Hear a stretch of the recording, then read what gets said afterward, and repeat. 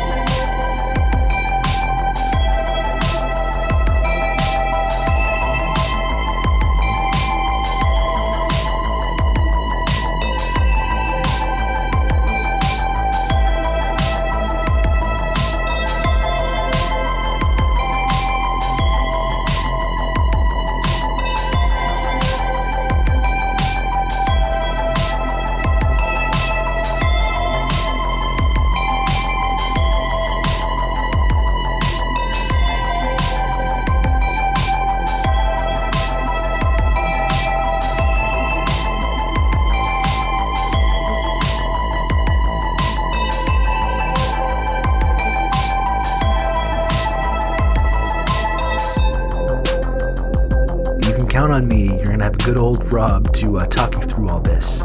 TRRS Friendship Triangle.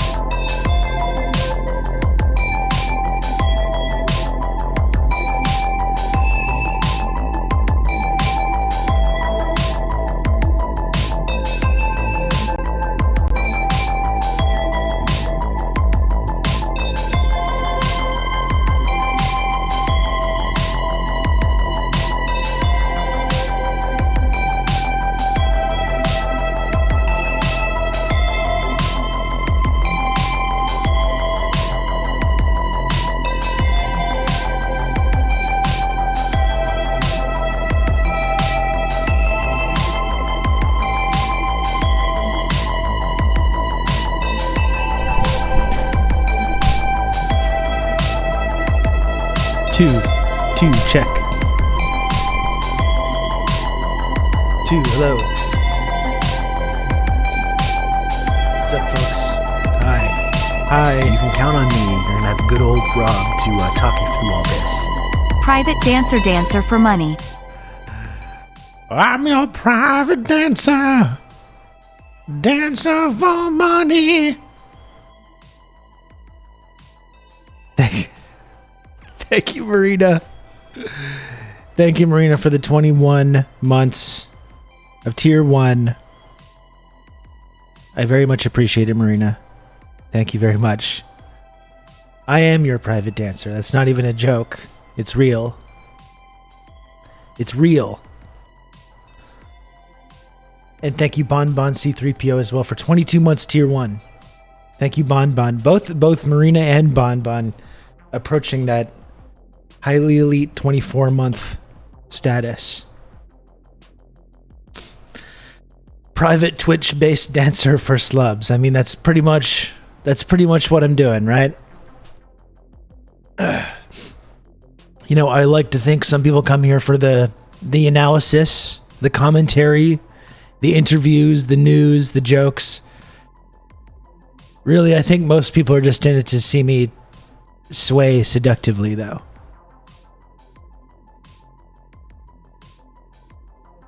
Yellow is my favorite color. You guys don't understand how important this is for me. Rob that's to good. talk you through all this. I'm excited for you, Marina. Thank you. Thank you, Sean, for gifting a sub. Thanks, Sean. Deutschmarks or dollars. American Express will do nicely. Thank you. That's right. That's right. Mac at work. I'm easy. Easy going.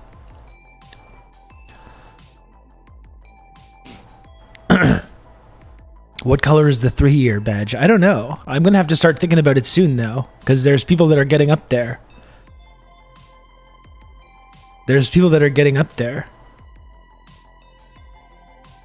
So I am going to have to think about it. No, it's not going to be brown. No. No.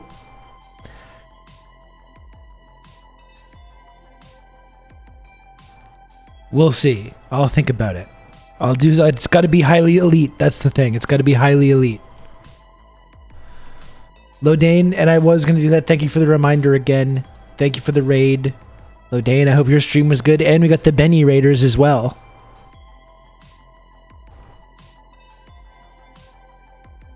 We got the Benny Raiders as well. Wonderful.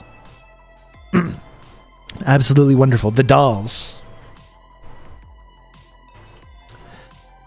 I'm a little late getting started. I ended up taking a nap at like 11:30. I was still so tired from yesterday. I took a brief like 40 minute nap or so. And I got up, I ate a sandwich, ate a bunch of olives. I had a Diet Coke, and now I'm having a second Diet Coke. I'm having the rare second Diet Coke. I'm going to open that right now, actually. Chin chin, everybody.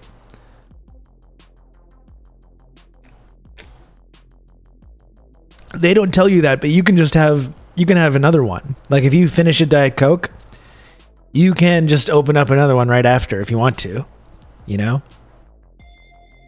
It's not like, oh, I just had one, I should drink some water, I should do something else. No, you can just open another one. It's totally fine to do.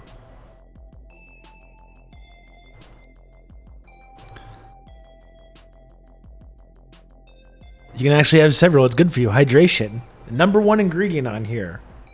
Carbonated water. That's the number one ingredient. It's like 99% water.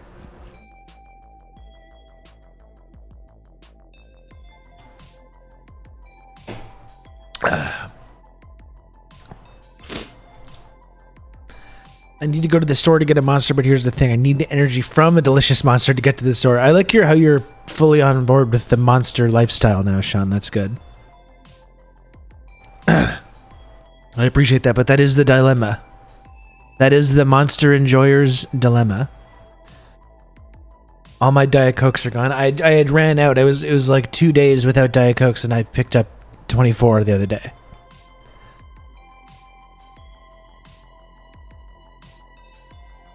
My mom's doctor scolded her for saying she was hydrated with root beer. Well, who do you want to listen to? A fucking doctor? We're not listening to doctors anymore, all right? That's old news. That's old news.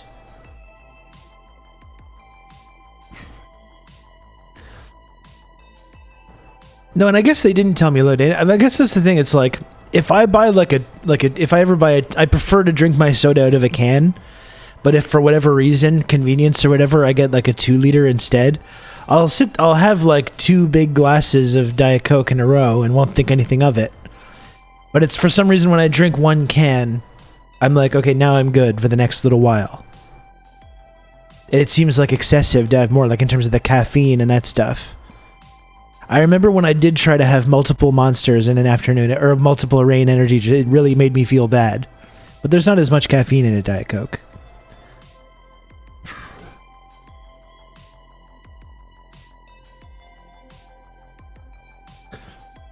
Two-liter feels so trashy for some reason. It's trashy, and it just hits different. I don't know.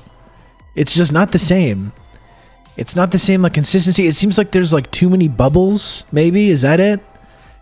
I like having the ice cold can, and I like the feeling of the soda hitting my lips, passing through the ice cold aluminum on the way. That's something about the whole experience that I really need. I really need that. The perfect DC isn't. That's the glass bottle is nice.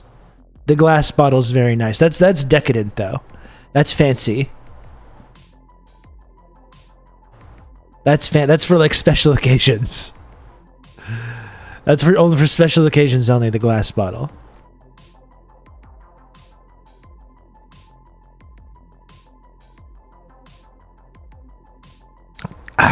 Oh, that's good. That's good stuff.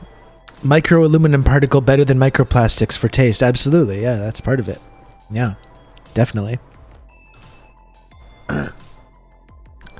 So, Lodane, I tried to put the other sub goal. I don't want to like get bogged down in like the tech talk. I tried to put the other sub goal like you advised, but it didn't seem to work. So I had to put the other one, which again is still not updating on its own.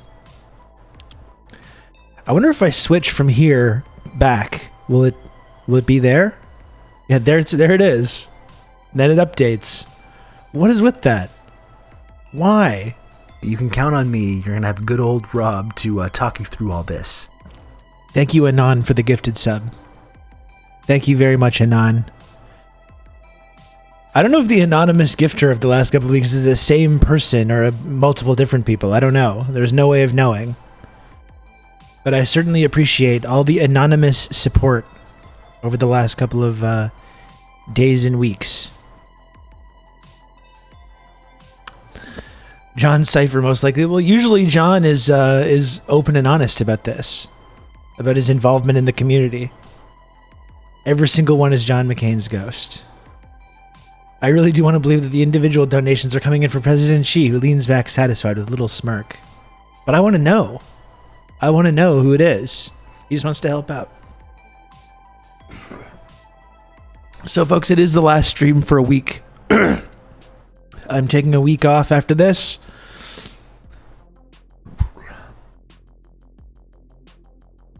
I'm taking a week off. No one freak out. Okay, I know many of you are emotionally dependent on having my presence in your life, and I get it. I understand.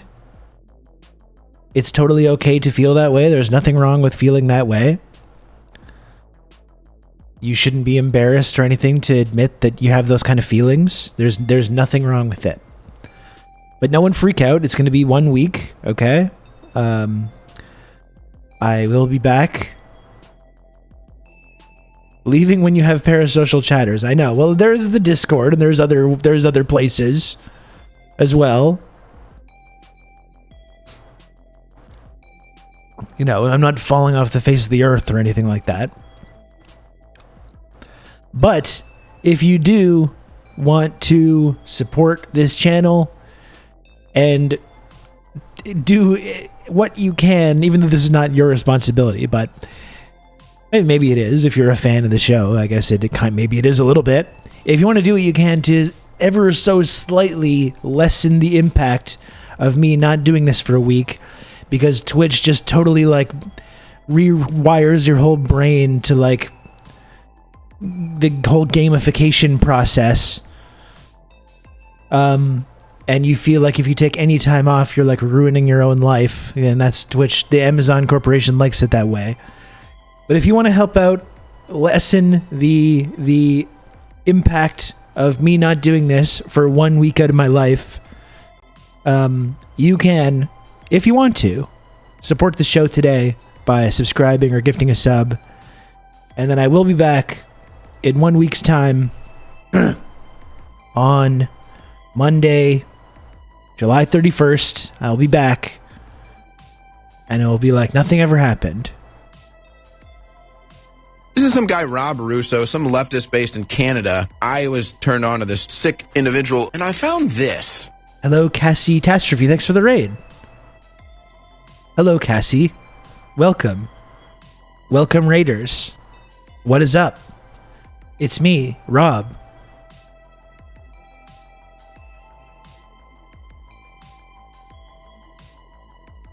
It's me.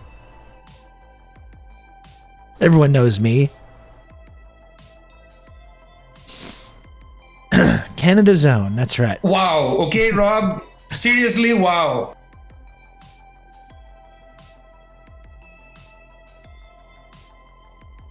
Oh my lord. Oh my lord. Goodness gracious. Goodness gracious, Worldly Bong. Thank you so much for the whopping 10 gifted subs. Worldly Bong, that is so kind of you. That is so kind of you. Thank you for that. Jesus. We simply use the computer to mark up the size of the account. I feel like there's considerable moral hazard involved here, and I'm just giving you money for avocado toast while you traipse about the continent, but whatever. Thank you, Ice Tray. Thank you for subsidizing my extravagant lifestyle. Thank you for that. I really appreciate that. Thank you for the 420 friend coin. My goodness. Worldly Bong. That's outrageous. I always get a kick out of that alert. It really is pretty great stuff.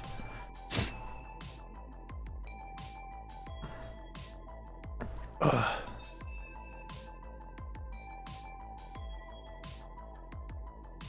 I'm kind of flustered now. I'm flustered.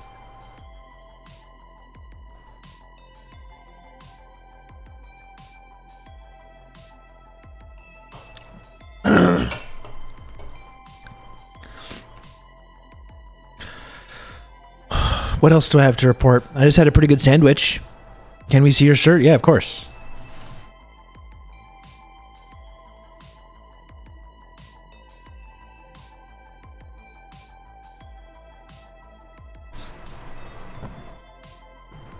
What do we think of that? I have such a bedhead right now. It's literally a bedhead because I was just sleeping like right up to when I started doing the stream. It's kind of cool though. I don't know. It's working for me. I'll send you those OBS assets tonight, Lodane. Name that sandwich. It was with some. It was on like on a ciabatta bun. I put some mayo on the bun and just like fried it in a pan for a minute to toast it and give it that kind of like golden toasted flavor. Some fresh mozzarella, some salami with prosciutto, and some spicy pepperoncini peppers, and some mustard and pepper actually. That's what it was. But I was too hungry to wait till the stream started to eat it. I ate my sandwich while listening to the song Sentimental Lady by Bob Welch, which I had never heard before. Someone recommended me this song. A fellow boomer rock enjoyer recommended me that I listen to Bob Welch, and I was not disappointed. It was a very good song. It was really good. It reminded me of Todd Rundgren, a big Todd guy as well.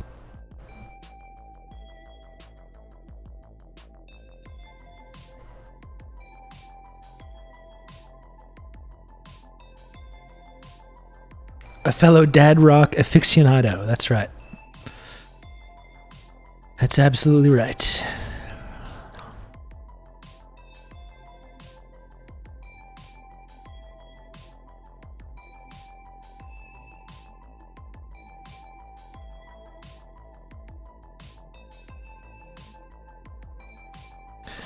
So I really enjoyed last night in the TRRS movie night watching Adaptation. That was fun.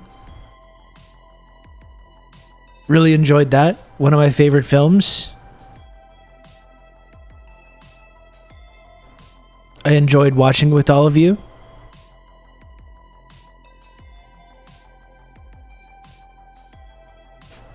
After we watched Adaptation in the super exciting TRRS Discord, I noticed Will Neff had just started watching Men in Black, so altogether a good night. I actually just watched that the other night as well. We didn't make it through the whole thing, though.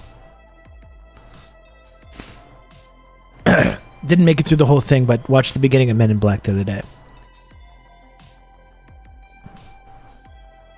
Anyway, I loved watching Adaptation with all of you. I just love that movie so much. I love the Nick Cage performance. There's some really brutal... I had almost forgotten how absolutely brutal some of those scenes are. With Charlie, when he's with Amelia, and I should just go knock on the door and kiss her. It would be romantic. Something we could tell our kids. I'm going to go do that right now. Just drives away. Oh... And the most horrible scene in the film is the one with the waitress. The one with the waitress when he mumbles and stumbles and tries to ask the waitress to go to the orchid show with him. And she goes and talks to her coworker and she looks over at him, and it's just physically, I just want to physically jump out of my skin in that movie, in that scene. It is horrible.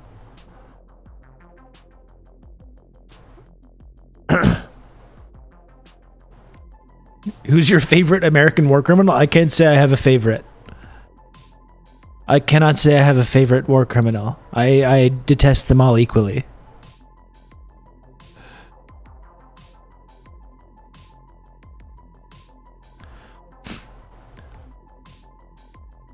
And I just really love that last act of Adaptation. I love how it all comes together, after the Bob McKee meeting.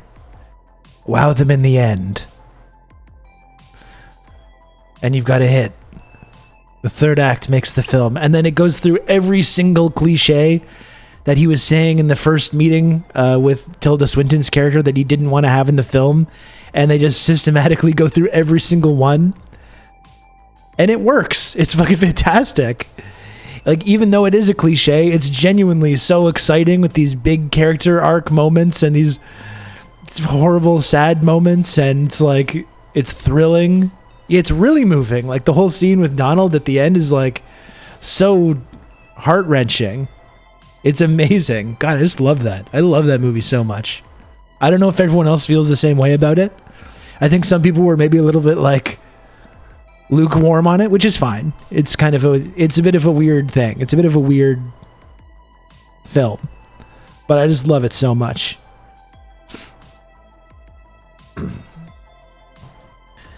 Rob, I have a good week off. Just want to thank you for encouraging me to be the best me that I can be. That me can be. You're absolutely welcome, Mike. Thank you for that.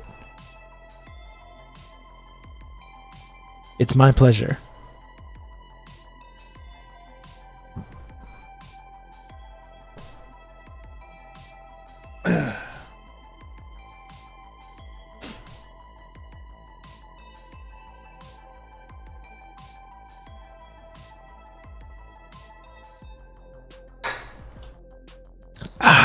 Oh, okay, that's my second Diet Coke finished.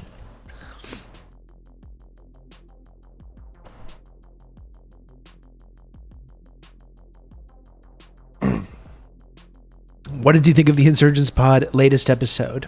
Good interview. It was fantastic. It was really good. And we're actually going to be doing another great episode tonight. I obviously wasn't there for the previous one.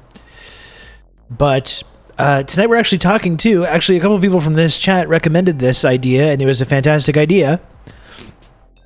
But tonight talking to Fieldy from the Minion Death Cult podcast about both the weird and wacky right-wing online bullshit, and since he's a UPS driver, the possibility of like a UPS strike and union stuff and the whole strike wave happening right now should be really, really good stuff. So look out for that one tomorrow.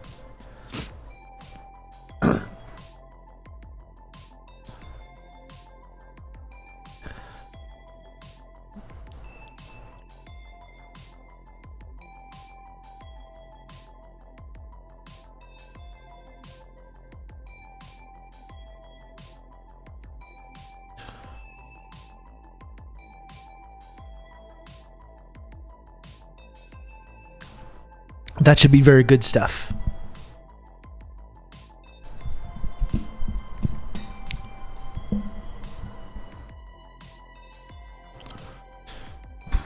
Huh. Okay, I feel like I have a bit of energy now. I feel like I have a little bit of energy. The 45-minute nap and the doubling up on the Diet Cokes. I feel the energy coursing through my veins now. I'm ready to go.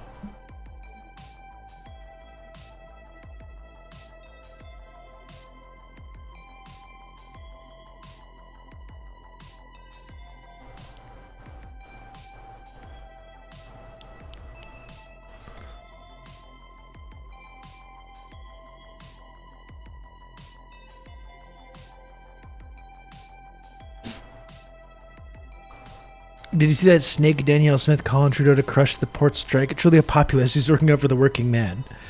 I didn't see it, but it's not surprising. It's amazing how these right-wing populists have managed to style themselves in that way, and people actually believe it. While systematically, every single time, supporting the bosses over the workers in any kind of, like, workers' dispute. The fact that still anyone buys this bullshit from these people has been incredibly disappointing and frustrating. That we still allow this kind of like framing to happen in our media. Look at the thing on my microphone here.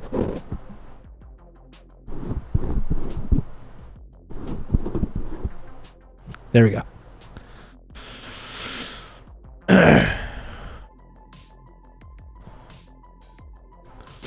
ASMR scritching. Are you itchy? Chad, are you itchy?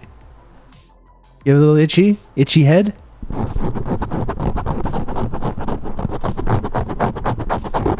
There you go. That's better, isn't it? That's better, isn't it? Sometimes you get itchy, and that's okay. I'm here to help you out.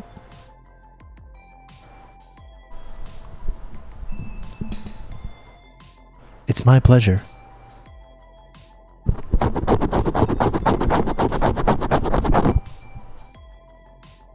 Ice cream, so good. Ice cream, so good. Gang, gang. Gang, gang. Fire, fire, fire. Scratching, so good.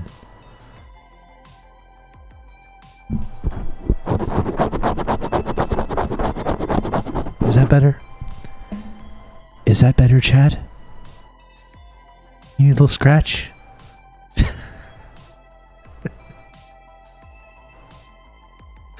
This is like a real, like, I can be your angle or your devil kind of situation. Remember the other day I was whacking you with the back scratcher? Remember that?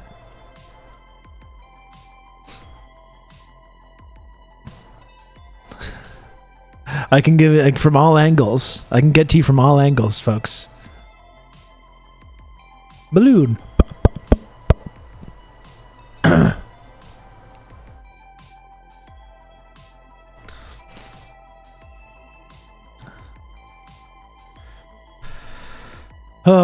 What else is there? What other chit chat do we need to catch up on? I was still pretty hungover yesterday. You know, I think I had one of those situations yesterday where it's like you're hungover and you don't really sleep, and you feel, but it's like, you know, you have your Advil, you have your water, and you kind of feel better. But then over the course of the day, as that wears off, you start feeling worse and worse and worse again. By the time I ended the stream yesterday, I was feeling pretty bad. I did go get some McDonald's. That kind of was nice. Felt a little bit better after that. Got like a small amount of sleep. Probably not enough. I'm feeling more or less okay now. I thought Rob doesn't do the news till 90 to 120 minutes in. We are on like a slightly more expedited timeline, so Lodane is probably right that we need to have less chit-chat than usual. The government of Alberta is auctioning a Donaire costume. I did see that. Yeah, I did see that. The Donaire costume.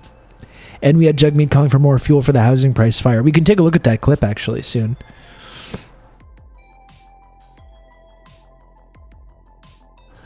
I made some buldak the other day and it ended up being really liquidy and not so cheesy. Any tips? Do you drain the noodles or am I just adding too much water? I just follow what it says to put in there, which is 600 milliliters. Yeah, you may have misread the directions, Venus, because usually I drain all but like a tiny bit of water. It's got to be it's got to be barely any water left in there when you mix it in, which I find is a good strategy for all kind of ramen, even if that's not what you're supposed to do.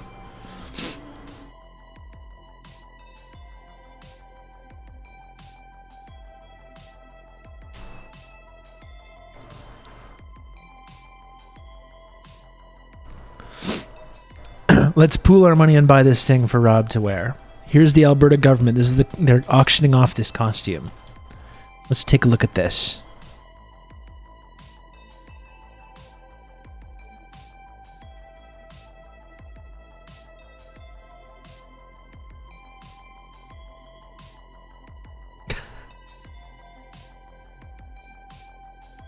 Fuck off. This is the costume. I hate every single website now. What is this? The video ads playing and everything? This is the costume.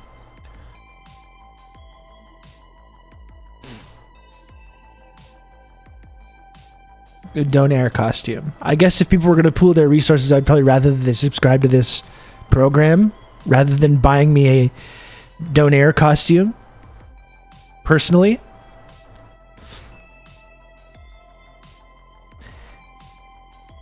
And by the way, remember folks, if you do want to support the stream, if you do want to say goodbye to me, your favorite streamer, if you do want to say goodbye, you can indeed support this stream by subscribing or gifting subs. It would be fucking fantastic to be able to hit the sub goal today. I'm not militant about this. I don't crack the whip about this a lot. It would be wonderful to hit the sub goal though, if possible.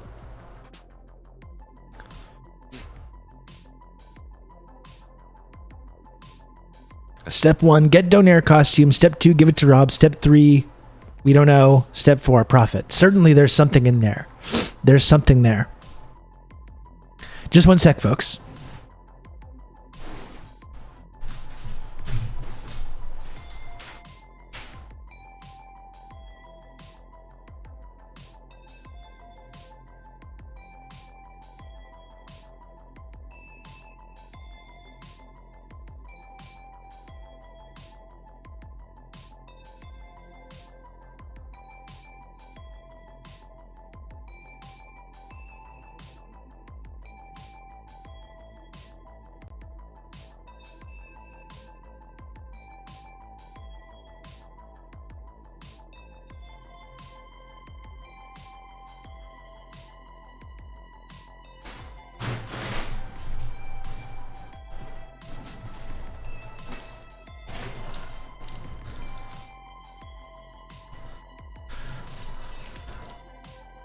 If I don't sub, I won't say goodbye and you won't leave. It's an interesting strategy.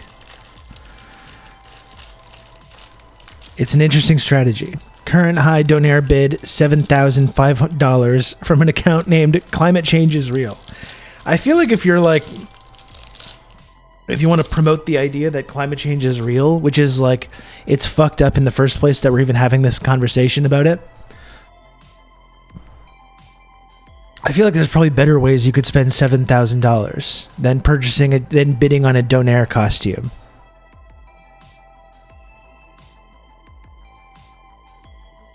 You know? There's probably a lot of other ways that you could spend that $7,000. That's right, Lodane. I am having another popsicle.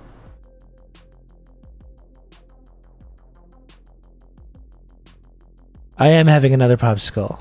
Because I enjoy having delicious sweet treats. We're never going to be on the front page again. What does that have to do with it? What does that have to do with it? Popsicles are nice. Team Rob's blasting off again. Exactly. I actually really enjoyed that clip, the blast off clip from yesterday. That was good.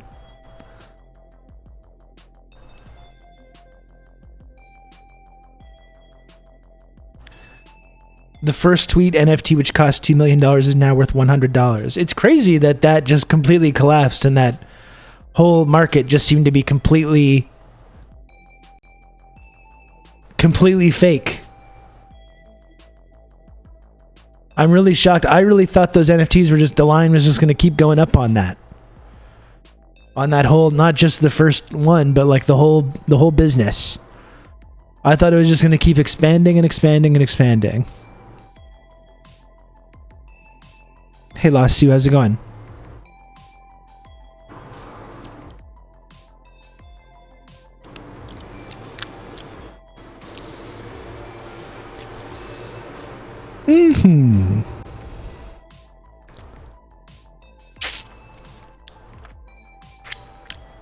Who could have predicted that right-click save as pictures market would be thwarted? I know. It's really shocking.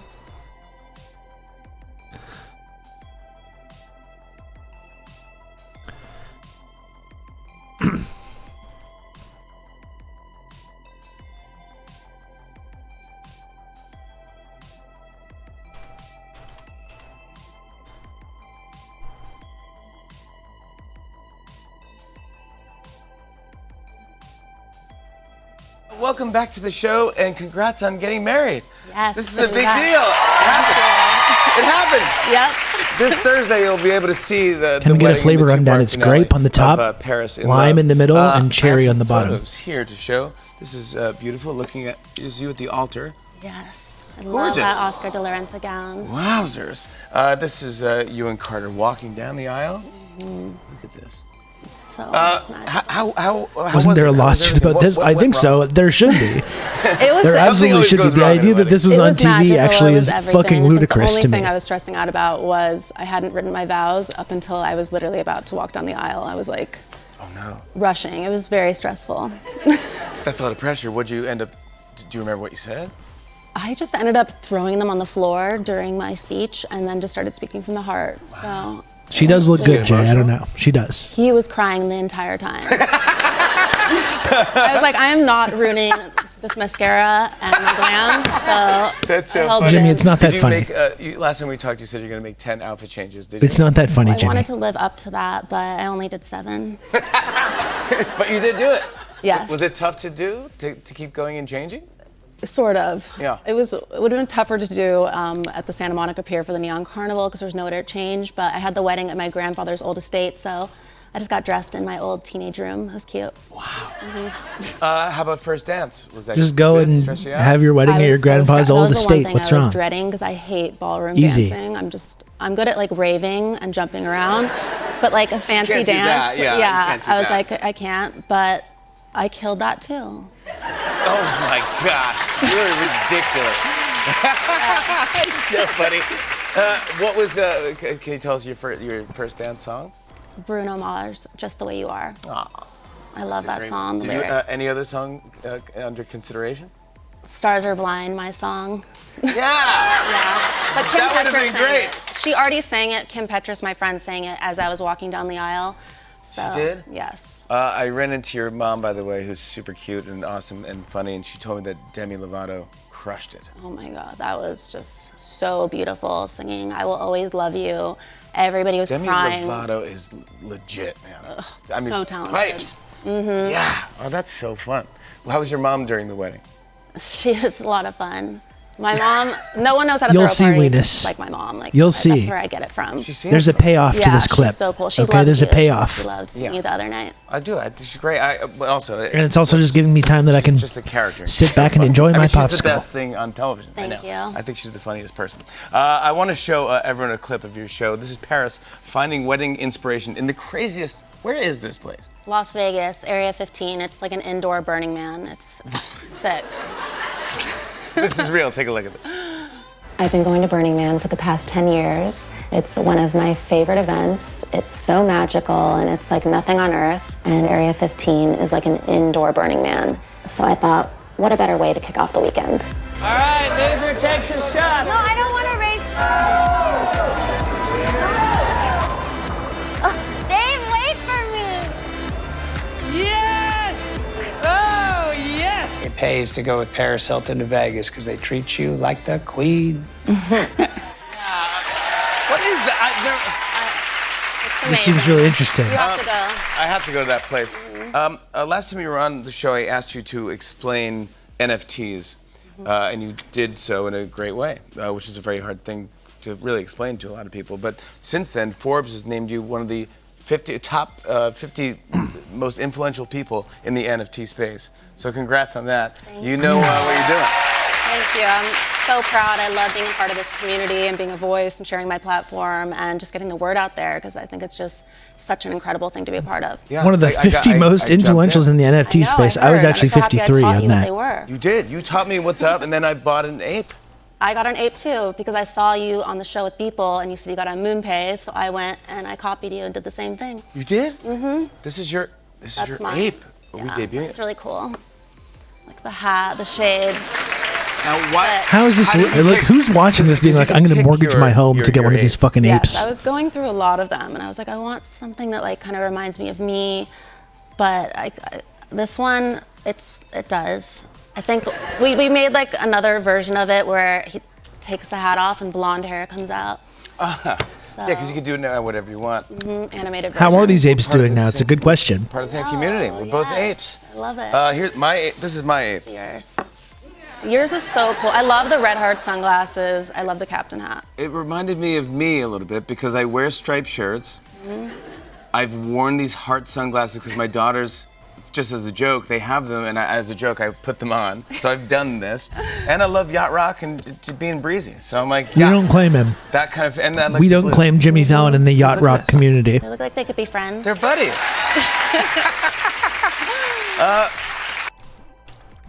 Like, this is the whole thing right here too. When they hold the two images up together, So I'm like, Be friends. they're buddies. and it's the same fucking thing. What is this? It's the same template. It's like this lame like video game creator thing where you're just switching and putting different things. Like what is you're using your platform on the fucking Tonight Show to convince the poor saps in your audience that there's some kind of monetary value. This isn't just a website where you go to create an ape. Oh, no. You're literally spending real money to purchase one of these apes, which is apparently like your own, this exclusive, unique thing, which is clearly not unique at all. I think he is being sued for this, and with good cause. Because for sure, you know that there's big crypto money behind this, saying like, oh yeah, go on, like this is like a purpose for why she's there. This wasn't just a coincidence that they were talking about it. They're selling apes to people in this segment.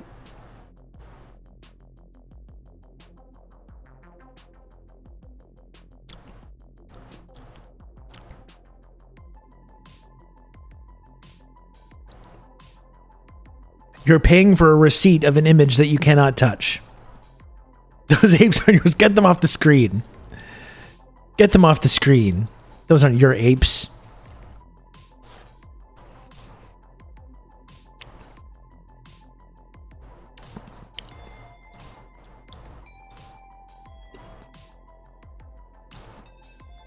Well, it feels insane that there was like a 6 to 8 month period where like we were being told to like take this seriously, that there was big money behind this.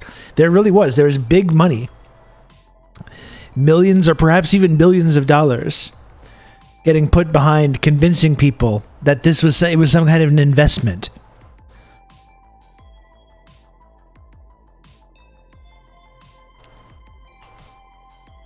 Like, it just feels fucking insane.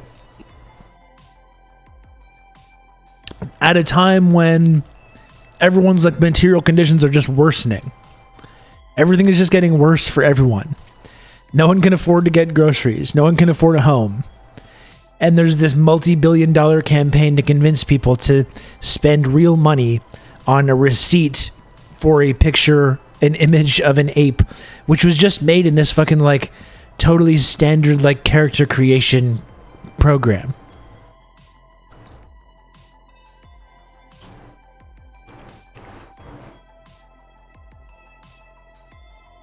Better off buying baseball cards or Beanie Babies. At least a Beanie Baby, you actually had the thing. Yeah, it is a digital Beanie Baby. At least with the Beanie Baby, you actually had an object that you could touch. This you don't even have that. You literally have a little receipt. It's like no matter how many people right-click save this thing, yours is the real one, though. Yours is the real one. All these other ones that people are right-click saving, those are just copies. Yours is the real, original one. This little bunch of numbers here tells you that. And these people, these fucking geniuses are like, thank you. This sounds wonderful. This sounds great.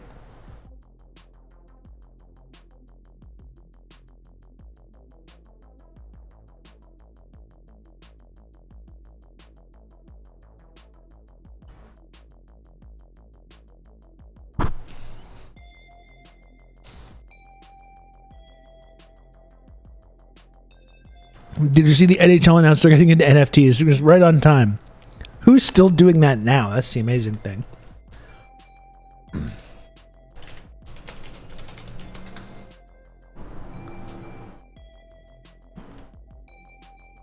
It's truly amazing. Jimmy Fallon, Justin Bieber, Serena Williams, and her Reddit co-founder husband among the celebs being sued over Bored Ape NFT promotions. Oh, and of course, I can't read this article.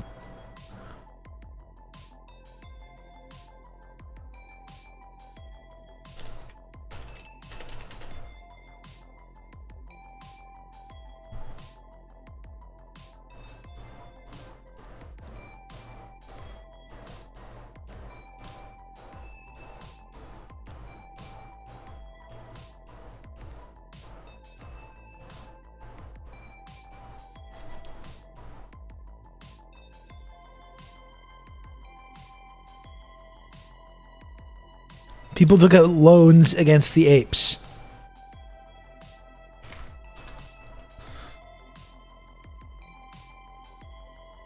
Bored Ape owners sent broke. Is that supposed to say went broke? After NFT price collapsed, the cartoon apes became a status symbol during the NFT boom of 2021, have become a financial albatross for some of their once proud owners. Just shocking. Shocking.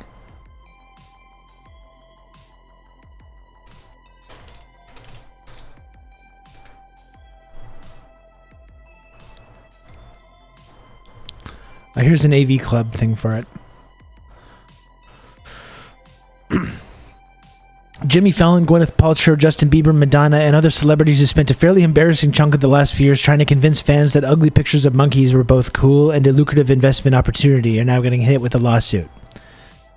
Specifically, a number of famouses have found themselves defendants in a new suit this week that accuses at least some of them of, among other things, failing to disclose a financial stake in a company that facilitates purchases of Bored Ape Yacht Club NFTs, even as they were publicly promoting the brand. Said suit is being put forward by Adonis Real and Adam Titcher, two ape buyers who lost money on their purchases and who were hoping to develop a class action suit against all involved. And listen, like, I agree that anyone that did have a financial stake in this, that was pretending that they were just having a fun conversation about their apes without disclosing that, should absolutely be subject to lawsuits. I gotta say my sympathy for the ape buyers is not super high. You know? It's not super high, my sympathy with the ape buyers that are come on financial hard times. A little bit, like if people get scammed, you know, it's sad or whatever, but it's just like anyone could have told you. You could have just asked me. You could have just swung by and asked me. In fact, I was one of the people, as you all were as well, constantly making fun of this and making fun of these people. And a lot of these ape buyers would be like, well, have fun being poor. Have fun being poor. Because now I have an ape. Guess who has an ape and you don't? You know? So I can't say I feel too bad for some of those folks. If you didn't see that was a scam, the money was as good as gone anyway. You were going to buy snake oil at some point. So, I mean, seriously, I don't know what to tell you. If you lost any money, if I spent $100 on one of these things, I'd be like, God damn, what was I thinking? $100? I could have gone and got some groceries for that. Enjoy that $2 ape you spent $4 million on. My nephew got into it. He just got over a gambling addiction and convinced himself that this wasn't gambling. God damn.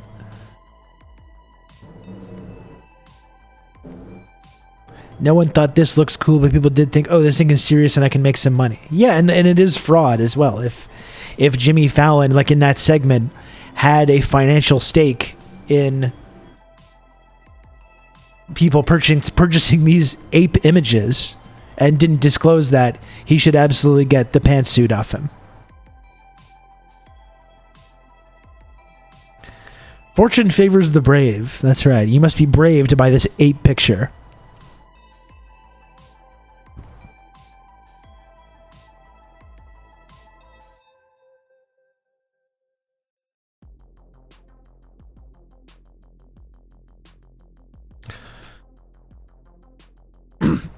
Is there a way to see like the marketplace, like the ape marketplace? I want to see the value of Jimmy Fallon's ape NFT now.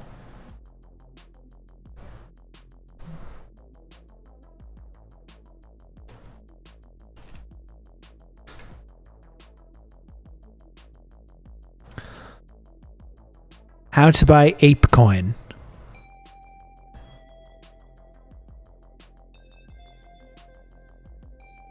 Now you can buy ape coin as well.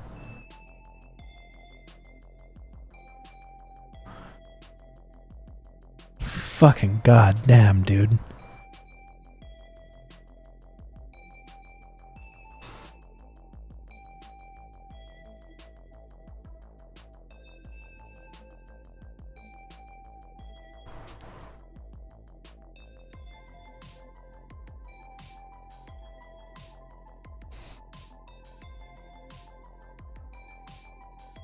It's hard to tell because most people are just holding now because they know how embarrassing the trade will be. And that's true as well. How's the friendship coin market? That's very stable, actually. That's totally stable. And I do indeed continue encouraging people to invest in friend coin. That's totally fine to do. And it's in fact a good idea to do. Well, as I've said before, though, too, folks, as I've said before, when you purchase a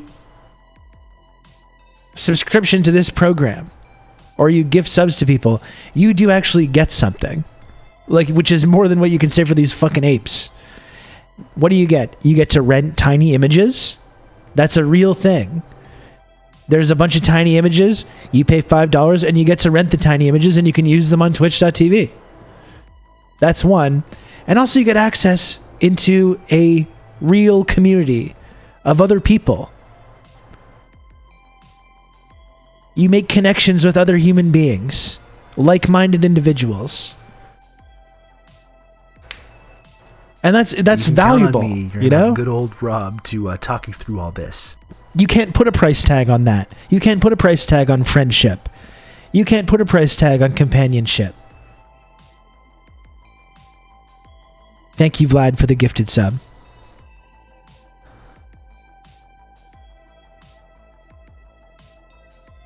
Is this the first bubble in history where the asset is actually nothing?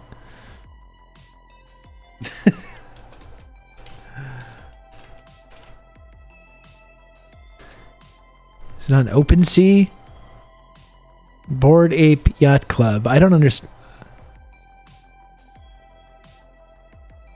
Here are some of the apes.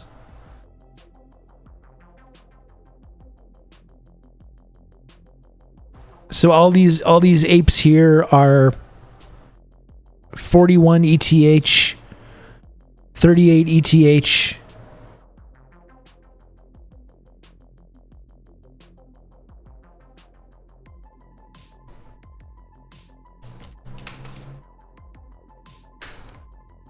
Which is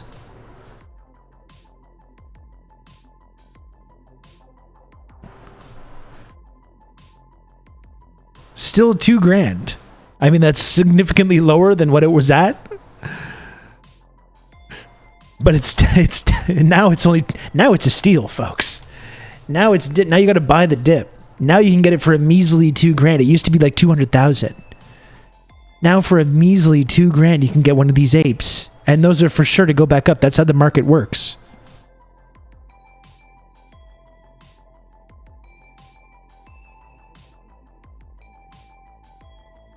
That's how the market works, folks. Look at all these apes. Wonderful. We got this ape has like a USSR Ushanka and 3D glasses. That's fun. And you know, if you have a slurp juice, you can make 3 separate apes. Did you know about that? Did you hear about this? Very appealing prices. Oh, shit. Oh, my.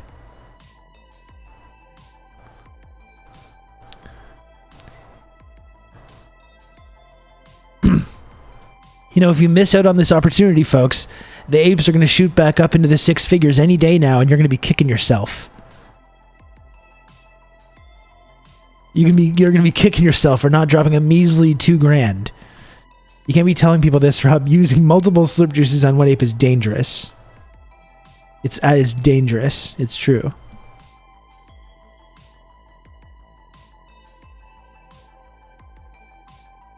These bargains are just absolutely bananas. I just want to know how much these celebrity apes are worth now. That's what I want to know.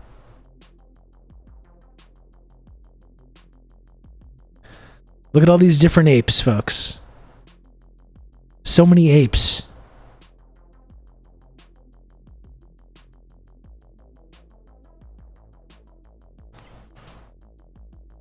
I guess it's starting off as cheapest to most expensive.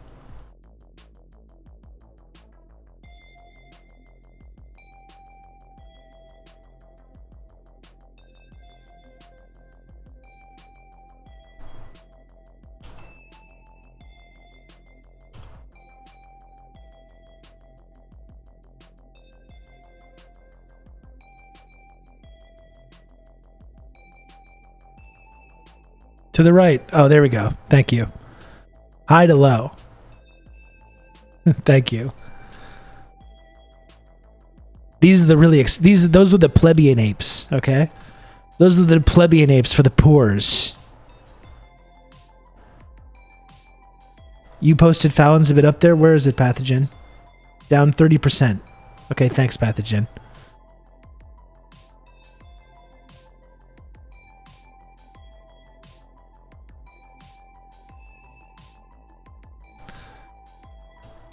These are the real deal. Fancy apes. Like this one. For whatever reason, this one. This ape here. 6,969 ETH.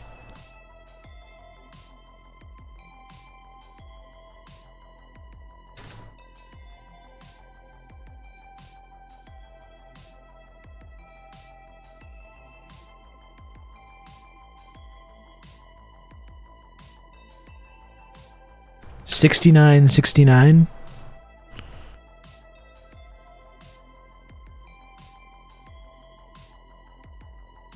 What number even is this?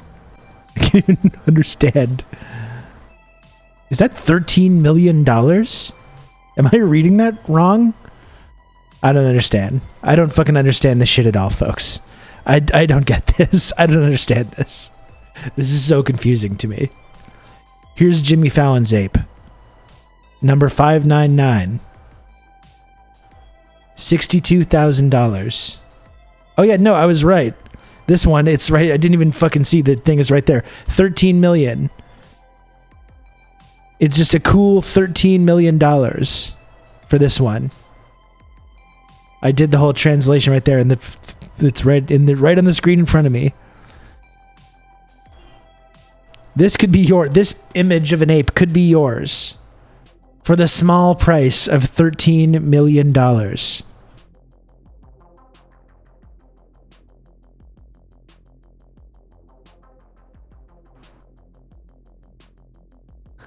Looks like apes are back on the menu.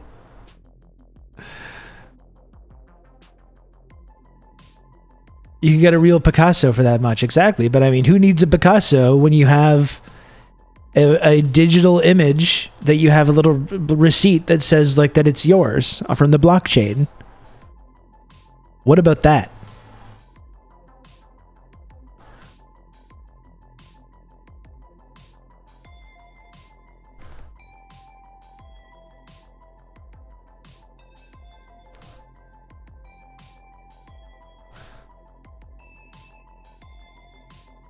Folks, I have some exciting news, actually.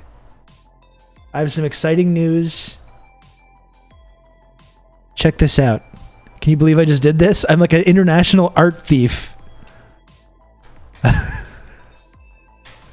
I'm like an international art thief. This is so exciting. I don't know if I should be doing these kind of big-time financial crimes live on Twitch. Thomas Crown Affair, Rob Ark. 13 million. I'm going to put it on a competing site and just have this image here and put it on for like 12,500,000. That's how I get ahead. That's how I win. Don't ever disrespect me, making me watch 3 ads before tuning into the stream. An easy way to get around that is to subscribe to the stream if you ever don't want to see the ads. That's a good way to do it.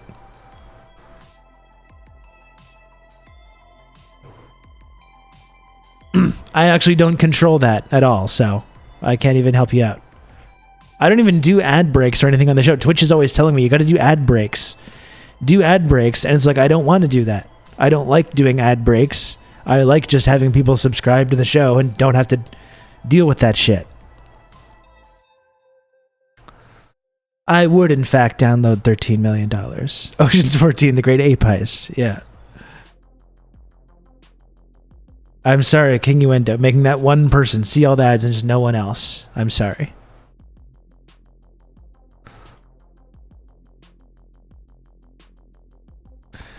Anyway, 13 million. A cool 13 million.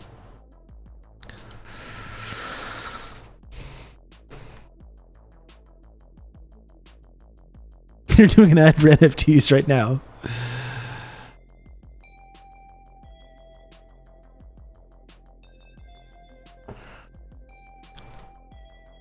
What is so special about that? I really don't understand this shit. What is so special about that ape?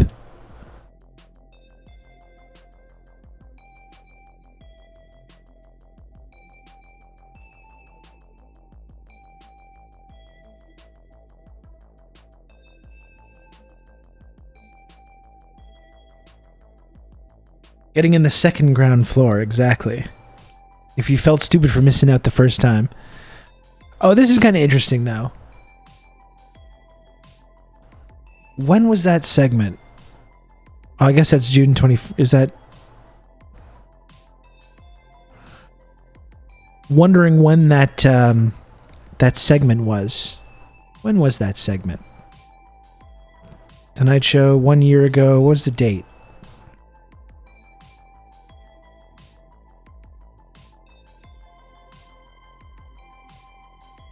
What's the actual date on this? Just says 1 year, January 24th.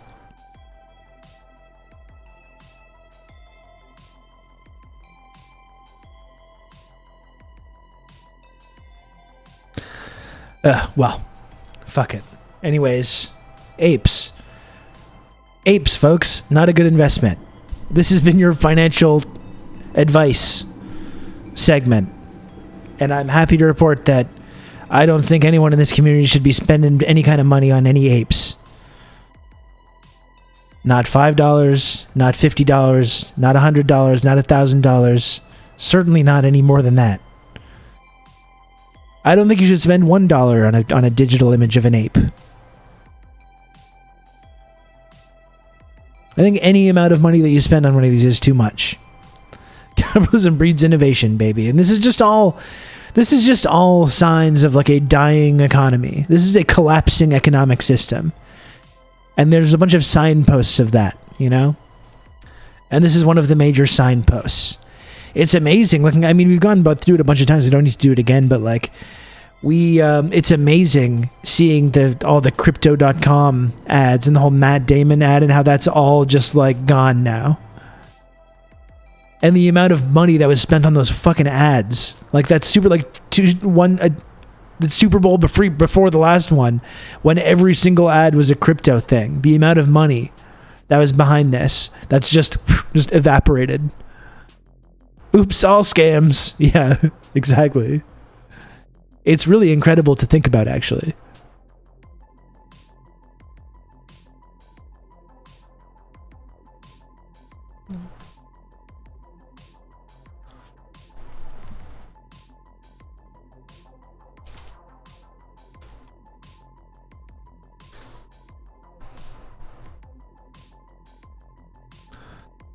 King Window says, I put all my savings into apes, and they were not happy, let me tell you.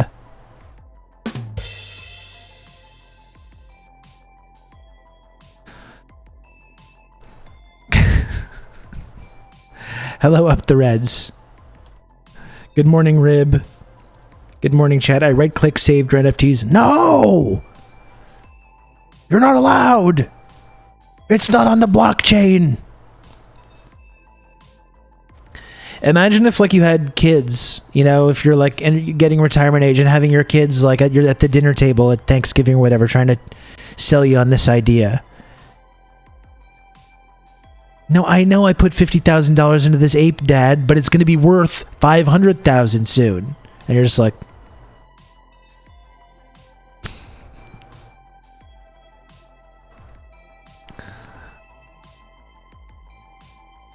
yes, I do remember when Polyev said that crypto was the way out of poverty for like 3 years. Yes, I do remember that. But of course, he's talking about these hard-hitting kitchen table issues affecting working families. People are still fucking saying this about the guy.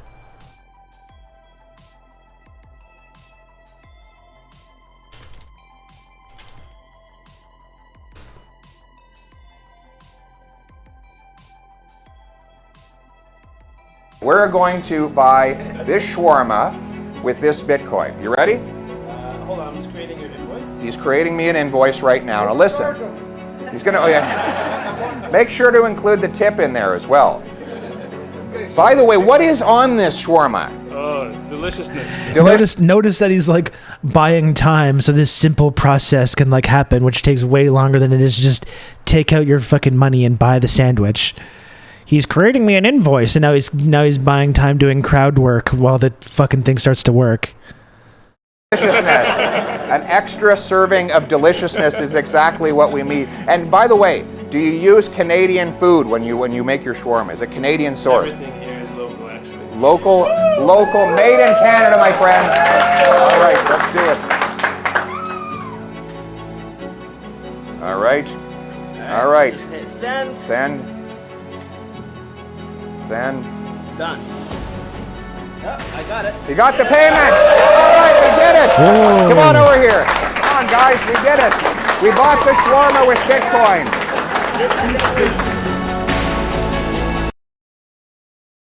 I just purchased something using my phone. This thing that's been a possibility to do for years already. I love this idea. That's one of the funniest things about Bitcoin, when people act like it's this big revolutionary thing when they actually use it to like buy goods and services. Because that's so like, the people that actually have crypto don't actually use it for any of that. It's just this purely speculative asset this idea that you can actually use this Bitcoin to purchase things is like, whoa, wow, whoa, oh my goodness, it's like magic. Like, that is in fact what money is supposed to do. Yeah, that's still kind of the whole purpose behind it. That's the whole purpose of having the money, is so you can use it to purchase things. And this idea of doing it with Bitcoin is like this crazy exciting thing.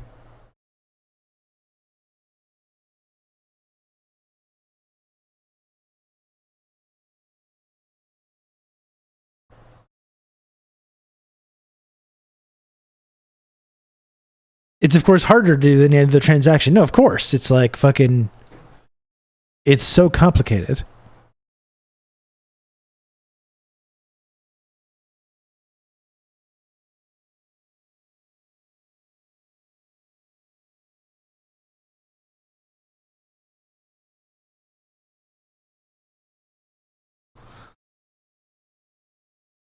And listen, I'm sorry to do this, folks, but sometimes you do have to hand it to her. Temperatures are dropping across Canada, and Canadians are needing to heat their homes. Home heating prices are doubling this winter, and Liberals will add to the pain by increasing the carbon tax. The Finance Minister's advice to families, though, cancel their Disney Plus.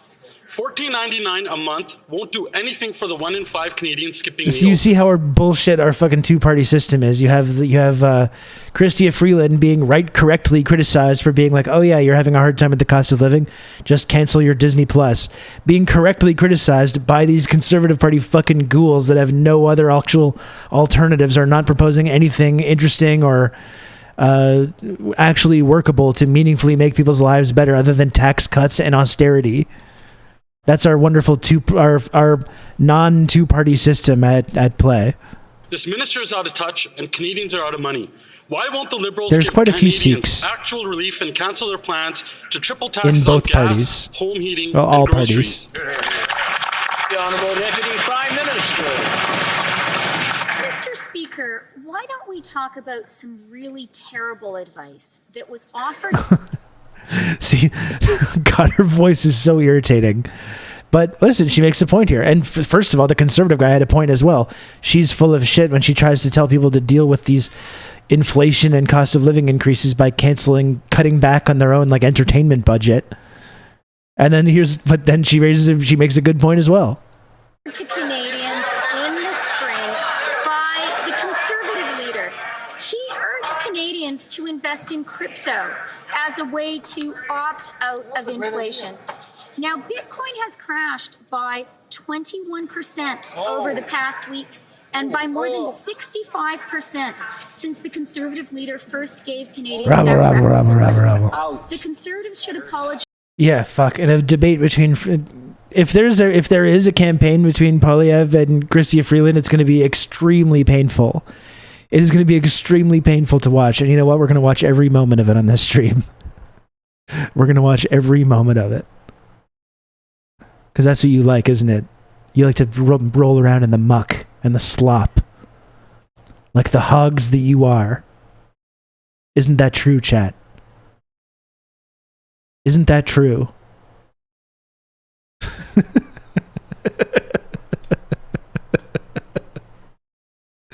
She's going to say Vladimir Putin. Yeah, in the voice. She puts on the accent.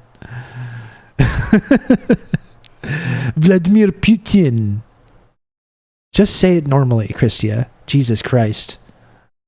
We revel in pain. We do. And look at me. I'm here every fucking day doing this stuff. So I'm not above it. I'd rather live in the United States than under a Freeland government. The Ukro-Nazi normalization would be unbearable. I mean, can't even imagine a situation where it would be more worse than it already is. You know, worldly bong. It's been so bad here over the last couple of years. The idea that we could have even more of a fetishization of these kind of like right-wing Ukrainian nationalists like her Nazi grandfather is hard to even think about. My liberal dad loves those Nazis. We got a lot of liberal moms and dads that are all about arming a bunch of Nazis in Ukraine. They love it. They think it's great to do it.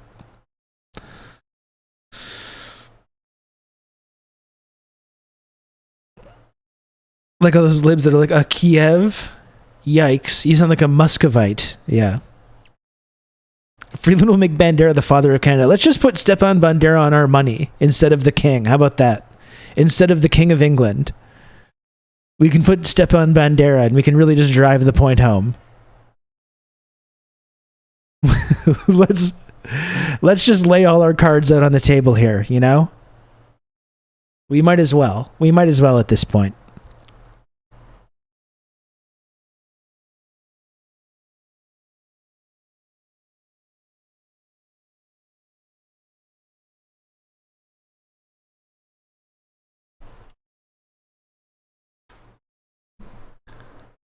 Bitcoin.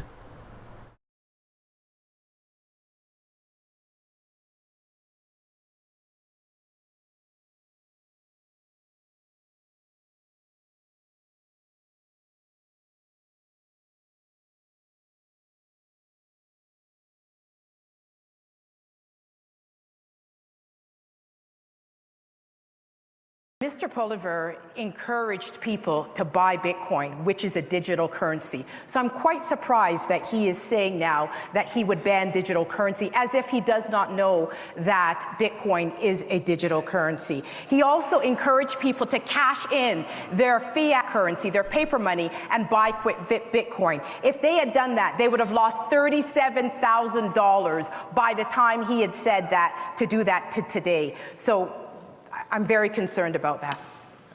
Mr. Polyev. Well, that's just false. One, Bitcoin is not a central bank digital currency. It is obviously not. It's not controlled by any central bank anywhere in the world. Two, people can make their own investment decisions. I've simply said they should be free to decide whether or not they want to use Bitcoin. Pierre. I don't want to be like communist China and ban Bitcoin. Huge China W. Because in a free market, I do want to be like communist China, exactly. To make those decisions for themselves. That's my position. Thank you very much. One of the bigger President Xi W's that he's racked up over the last couple of years. A very common Xi W. That's right. Everyone in this debate is insane in a funny and unique way. I mean, how do you criticize Pierre encouraging people to cash in real money for fake money and still manage to fuck that up? Don't, to be a politician, shouldn't you be like a decent public speaker? That's always the thing that confuses me as well. You know, when you see someone that's a politician, they literally can't get out a sentence. That to me is like one of the main things you want to be good at, ideally, to be in that position.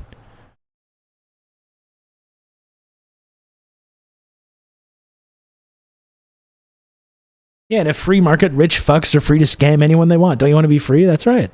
That's what the free market's all about. Watching those bulldozers in China destroy crypto mining rigs. Is there a video of that? That sounds fantastic. China bulldozer crypto.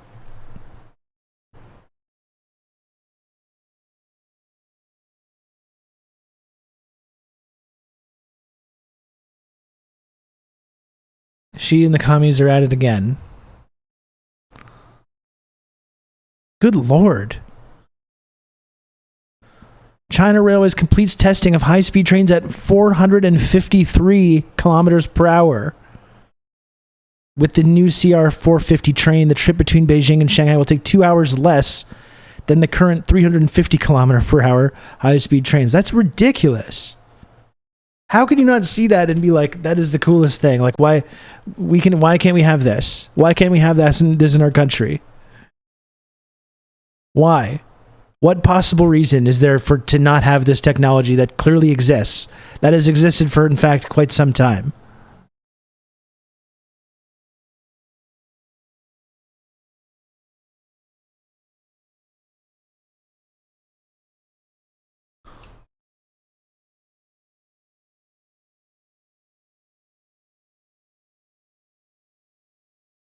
In addition, on July 1st, a new section of the Qinghai Tibet Railroad at 3,500 meters above sea level and with a length of 829 kilometers came into operation, adding to the more than 40,000 kilometers of national high-speed rail network. Absolutely incredible.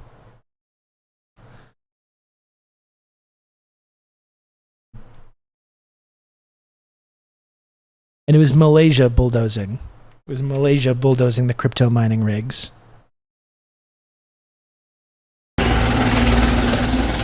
Here's what I think of Bitcoin.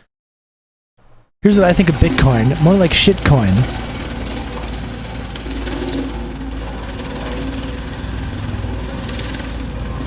If you ask me. If you invest in this fake currency, this is what I think you should happen. You should just throw your money directly under this bulldozer.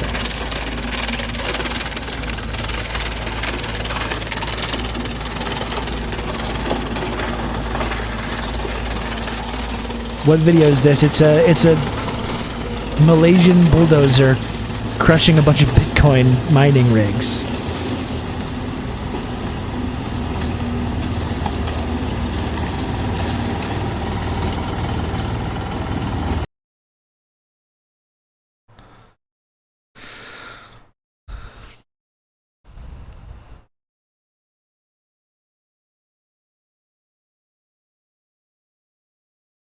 Most satisfying bubble wrap, yeah.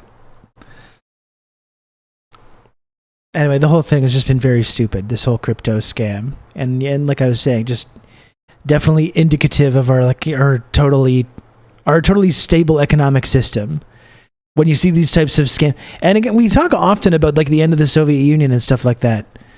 And draw comparisons to our current culture and society with how things were during the ongoing sort of collapse of the Soviet Union in the late 80s and early 90s, which the film Hypernormalization explores a lot.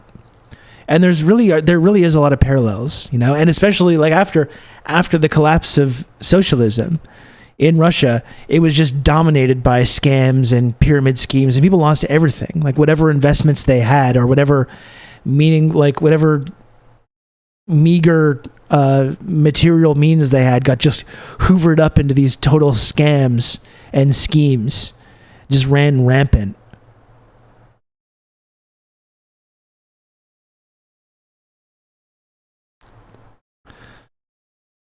And it's really interesting, I think, looking at those kind of parallels.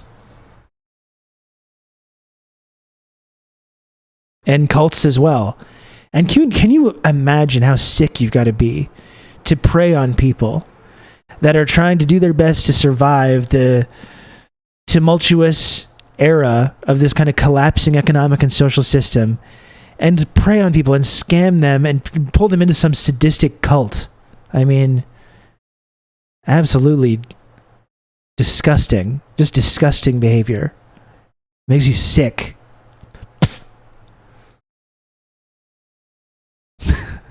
That's my new thing, is I spit sometimes now and I get really disgusted. Sometimes it's just the only thing you can do. I shudder to think what kind of a sick individual you'd have to be.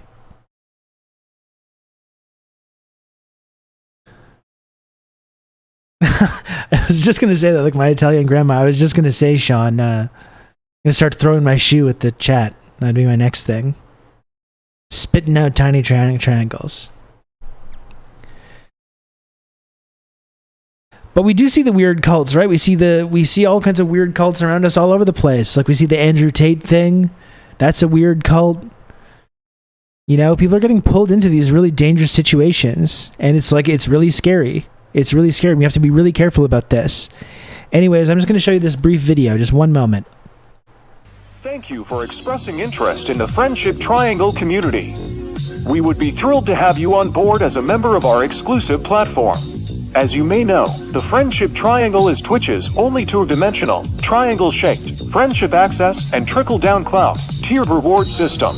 Today you have an amazing opportunity to join the base level of the Friendship Triangle system. Once you are part of the community, you'll have the ability to rise through the ranks and achieve higher levels of access and rewards.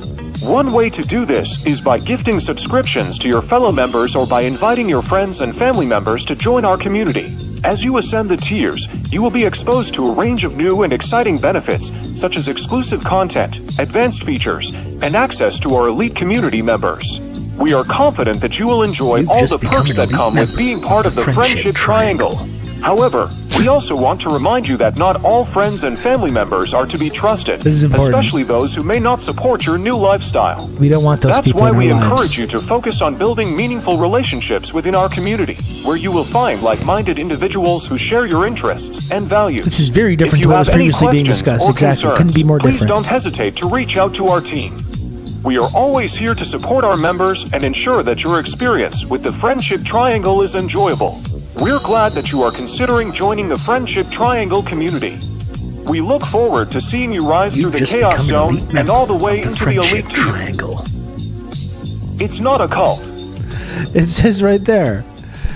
It says right there that it isn't. That it's not. So You can count on me. in and case that anyone good was old concerned. Rob to talk you through all this. In case anyone was concerned about this.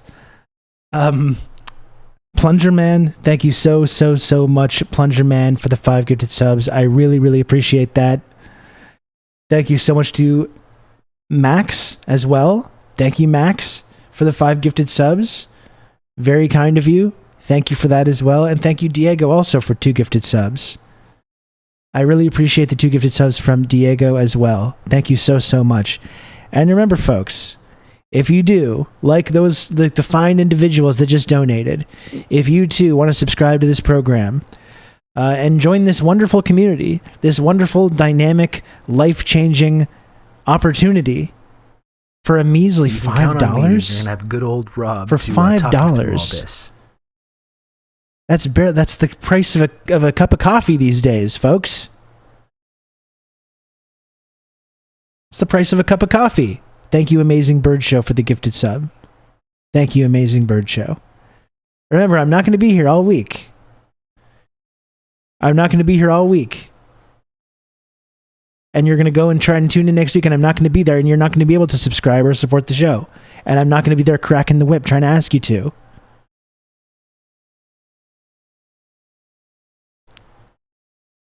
If you cut your You can Disney count on me. Plus, You're gonna have good old Rob. you can buy to, 3 talk you subs. through That's all exactly this. right.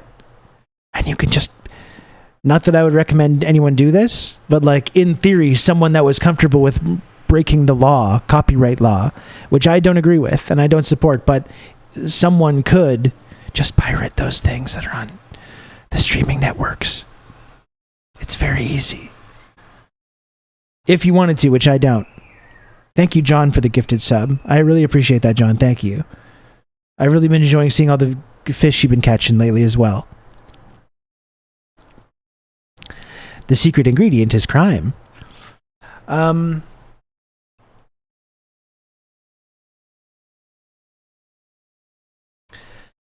So we got a bit of a hype train going now, folks, and we are close to the sub goal. We are close, and I would really be happy to hit the sub goal today, or maybe go beyond it. But I don't want to like get too crazy with it. You know, I don't want to get too crazy.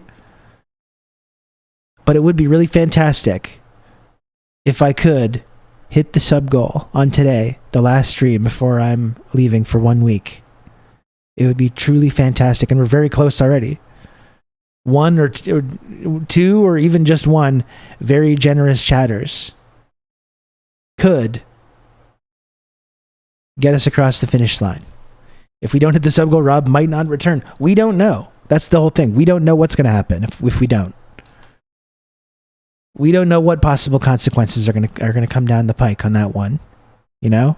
And I wouldn't want anyone to be disappointed or to feel like they didn't do what was necessary to ensure that this program continued to air, you know? Let's return to a world where subs rise instead of sinking until they implode. I actually have some good there's some more sub content to look at. I know we've all moved past this now. I saw there was like some interview with one of the family members of the Ocean Gate people. Maybe we can take a look at that. I want to be elevated to sapience by the USSR. I would love to be. Yeah, I would absolutely love to be. So many people in this nation need to be elevated to sapience by the USSR. I agree.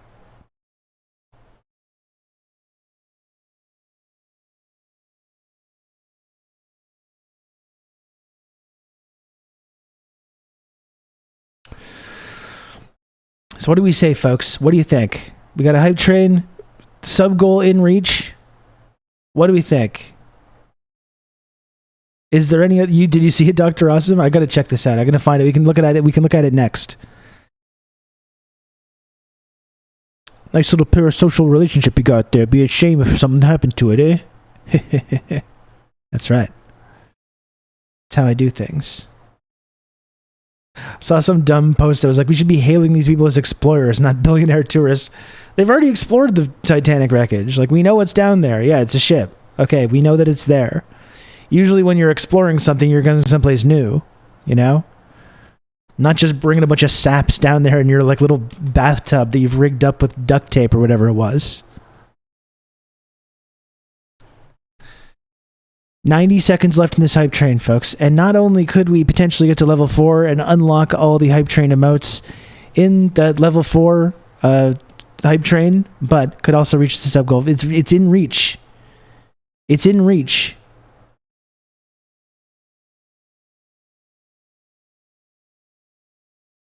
Is anyone else going to step to the plate to support this program?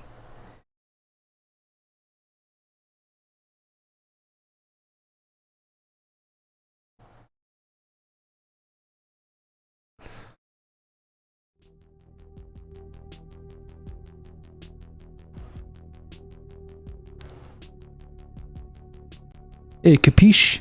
We should start saying capiche more.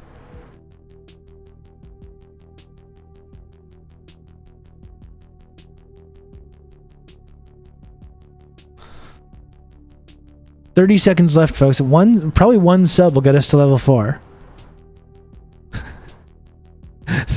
This segment is dying on the vine rapidly. You can count on me. You're going to have good old Rob to Gwynny, thank you for the gifted sub. I really appreciate that, Gwynny. And look at that. Gifted a total of 5 subs in the channel. You know what that means, Gwynny. You know what that means. You've seen the chart. You've studied the chart. To talk you through all this. Gwynny, congratulations to you for entering the elite tier, the elite level of the Friendship Triangle community. As we all know, that's Twitch's only 2-dimensional triangle-shaped friendship access and trickle-down clout tiered reward system. You did it, Gwynny. Congratulations to you. And thank you, Librarian, as well, for the gifted sub. I really appreciate that, Librarian, as well. People are very, very supportive of this channel and this community, and I really, really appreciate it. I really, really do. Let me find this. I haven't even looked at this like Ocean Gate interview thing. Let me find it.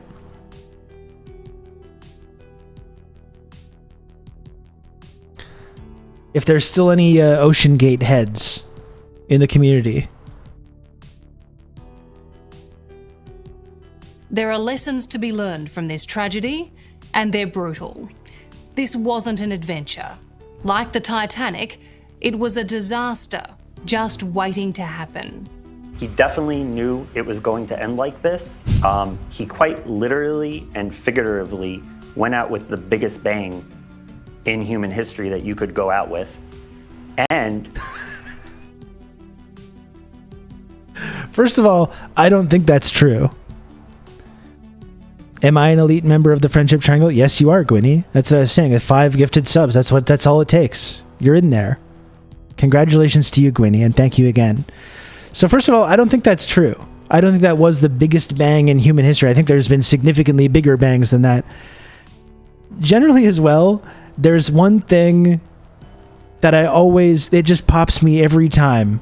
And I always do this as a joke, like ironically, when someone says something really, really stupid, and you go, and you nod like what they're saying is really profound. I always find that so funny. And this person's doing it totally unironically. The guy who clapped Shinzo Abe went out with a big bang. That's what we call a big bang. That's right.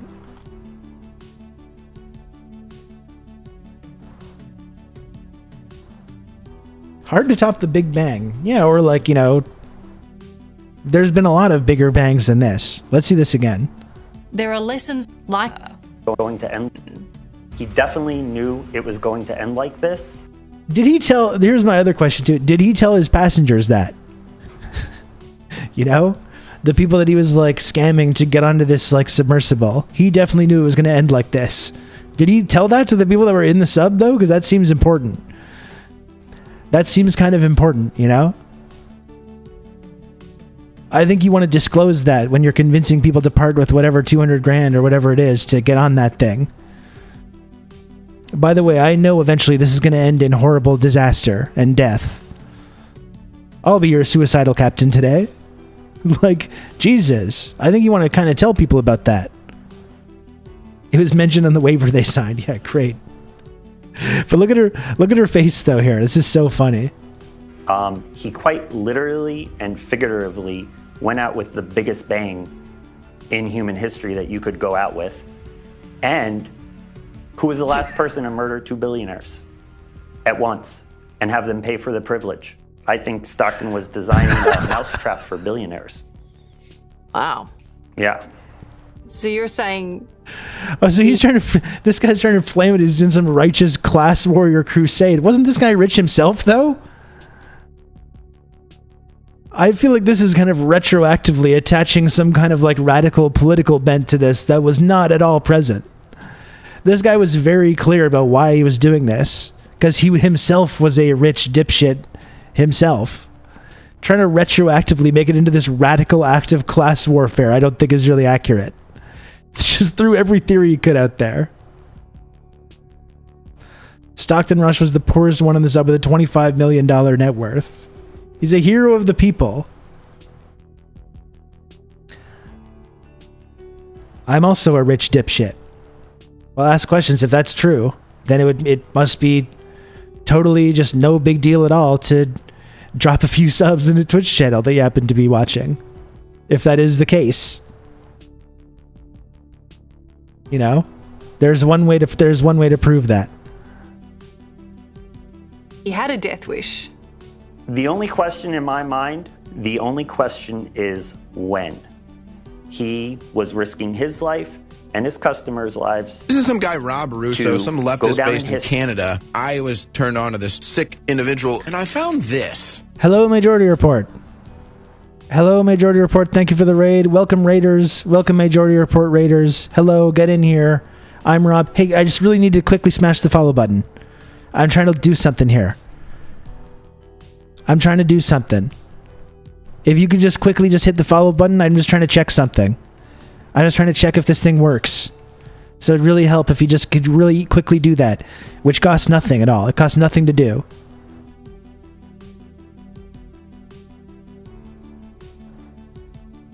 I'm just trying to see something. One follow equals 1 billionaire trapped in a sub. Count on me. You're gonna have good old Rob to talk you through all this. The follow button was acting kind of janky. Exactly. Yeah, exactly. It was acting... Something kind of weird was going on. It was very glitchy. I clicked it. Okay, thank you, Epsilon. Okay, that did seem to have worked that time. Thank you, Epsilon. I appreciate that. It's a social experiment, bro. Yeah, it is. It's both. It's testing something. It's like a technical testing thing, and it's also a social experiment. Folks, did you see this clip? We're going to look at this one more time. This is like, I know we've moved past the like Ocean Gate submarine thing, but we were just looking at this clip from 60 Minutes Australia, which is really one of the most unhinged like news programs. And 2023 more like 1984. Thank you very much for the gift sub. I really appreciate that.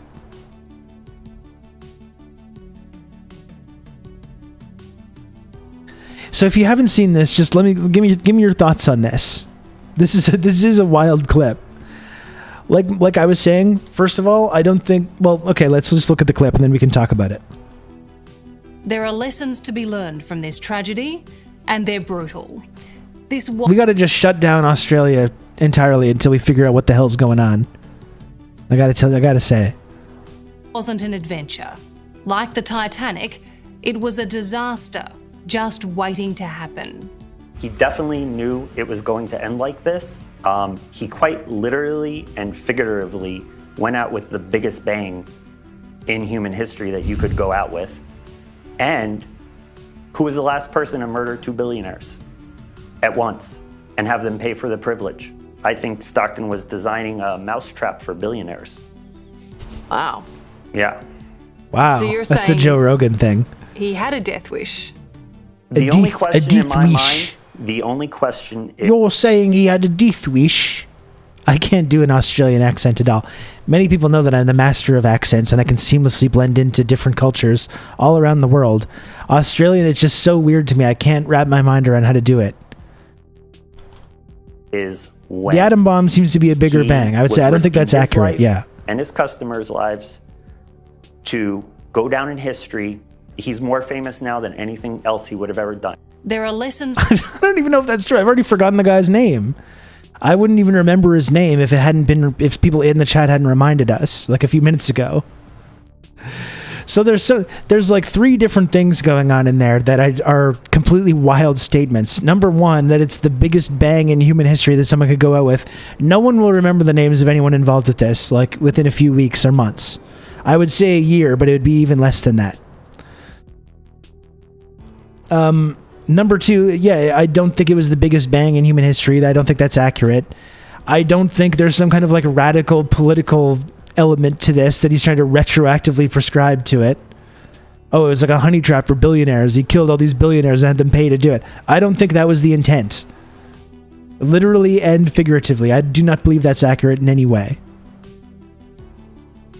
I want to say his name is Bob Johnson. It's something like that.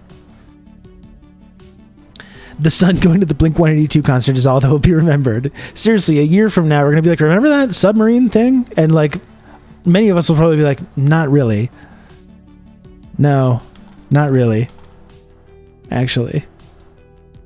He was part of the workers' movement. Yeah, this guy. It's a cool conspiracy theory just with 0 proof. I just don't know if I buy it. I just find it so funny, the cutaway to the interviewer after this absolutely insane statement with the face she's making. And figuratively went out with the biggest bang in human history that you could go out with. And who was the last person to murder? Like when I do the Insurgents podcast, that's one of my go-to things, which I always find so hilarious, like every single time. When someone says something just like totally stupid and ridiculous, and you say, or yeah. Like it was like interesting. There's something that every time just pops me. I just think it's funny. Was it Crapton Smush? It was something like that. Yeah. It was something like that. Oh, you ask questions. You listen to the Insurgents podcast? That's wonderful. Very good to know. Recording a new episode tonight, actually, and it should be a really good one, with Fieldy of the Minion Death Cult podcast, who deals with wacky online right-wing conspiracy bullshit all the time, and is a UPS driver, and can talk about union stuff and strike stuff as well. It's going to be really good stuff. Even the shipwreck this sub exploded near wasn't even the biggest ship disaster ever, and the death toll of the tiny Titanic pales compared to the amount of victims from the sinking of the Wilhelm Gustloff. I didn't even know that, Diego. That's my ignorant Western arrogance.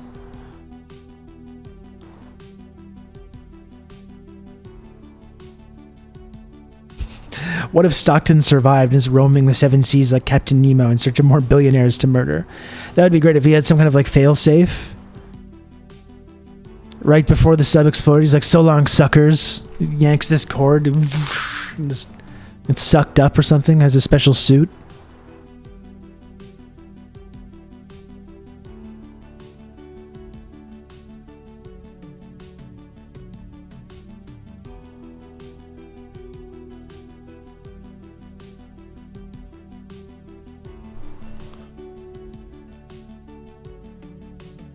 Rides off like Gandalf and the Eagles. But it's orcas. Yeah, a team of orcas comes and pulls him out of there.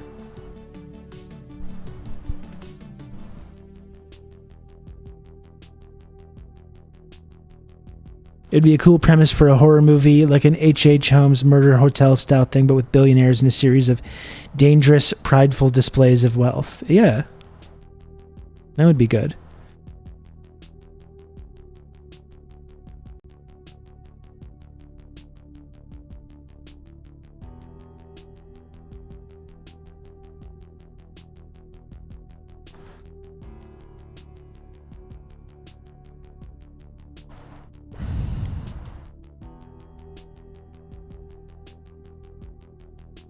I think he faked all their deaths so they never have to pay taxes again. They're all living on an island now with Elvis and Tupac.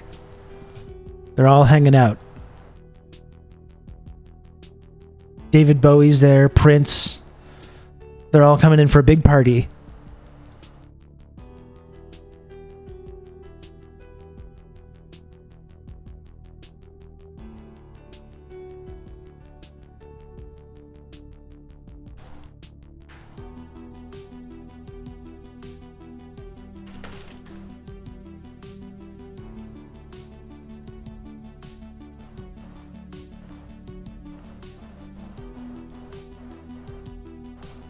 I'm so tired, folks. I'm so tired. When am I not? Someone tell me when I'm not going to be tired anymore, please. When am I not going to be tired anymore? I'm tired. I'm tired of this, of feeling this way.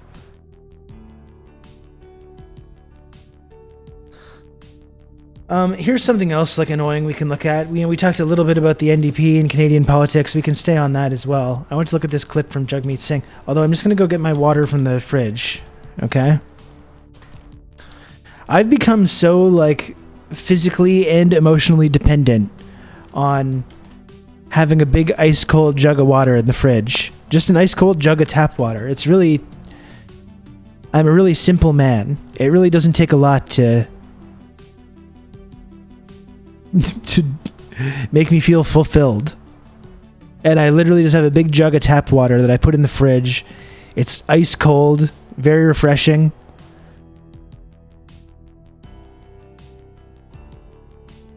I would drink tap water, but I live in Hamilton. You can't... does he not have good tap water? I know for a while in Montreal where I used to live, there was like bad... There's a... We were drinking the tap water, and then eventually they came, they're like, oh yeah, there's lead in that. You should not be drinking that. And I was like, oh, okay, good. Thank you. Water rules. Cherish it while it's widely available because it won't be by the time we're old. Yeah, exactly. We can all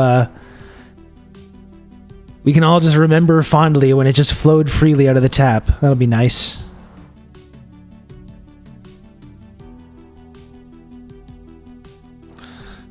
Be nice to reminisce about that. It was funny the other night, like whenever it was, Tuesday night, I was very warm. It was at night. I was very warm, and I really wanted my fridge water, and I realized that I'd forgotten to put some, and it was very frustrating. I got kind of anxious. I was like, where's my fridge water?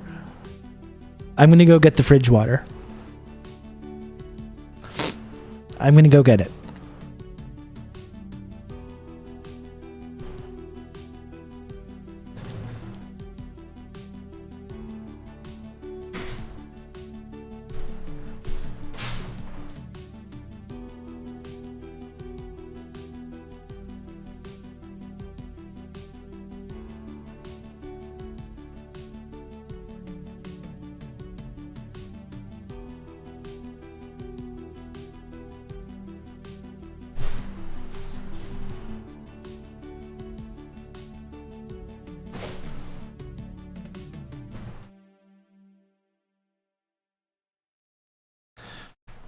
Yes, looking forward to reminiscing how we used to wash our cars with drinking water. Our fucking grandkids are going to be so upset about hearing this kind of stuff.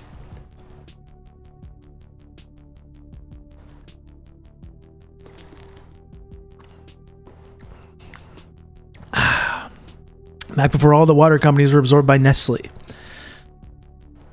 Exactly. You got to pay Nestle your daily water allotment, like the guy in Immortan Joe in the Mad Max movie.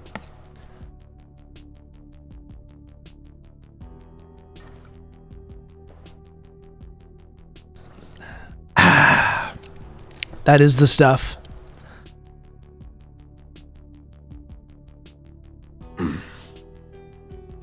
That is the stuff, folks. So I think it's worth looking at this clip, though, of Jagmeet Singh talking about housing. I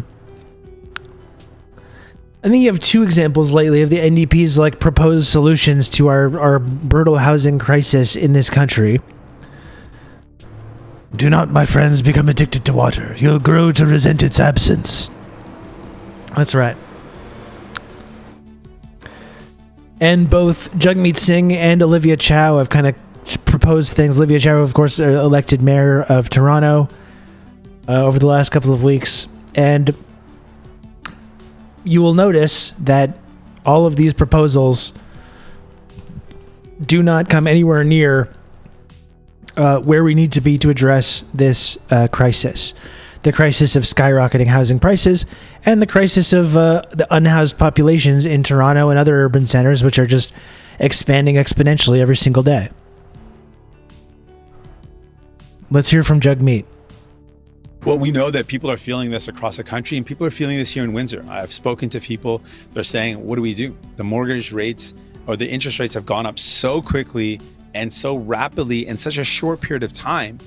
We are struggling right now. And I gave that example. If you were a family in the past couple of years that has a 25-year variable mortgage, you're looking at your mortgage payments and seeing an increase of over $1,700. How is a family supposed to come up with an additional $1,700 when grocery prices are up, when gas prices are up, when everything is more expensive? What are families to do?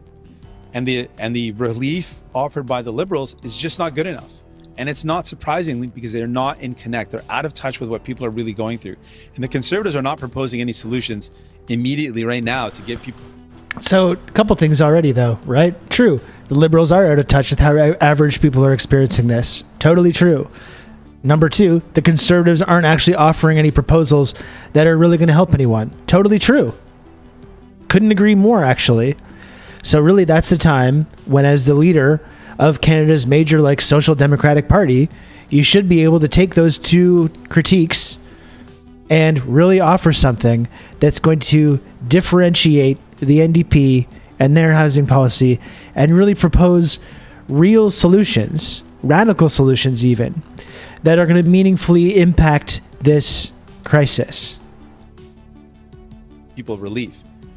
They don't care. They're not actually talking about that. We're talking about what we can do right now to give people relief. There's a lot of countries that are looking at real solutions to give people a bit of break who are struggling with the cost of the mortgage. We want to see those aggressive steps being taken here in Canada. Steps like Spain has taken to force banks to give lower interest rates to families that are struggling. Like Portugal has put in a subsidy for people that can't pay their mortgage right now.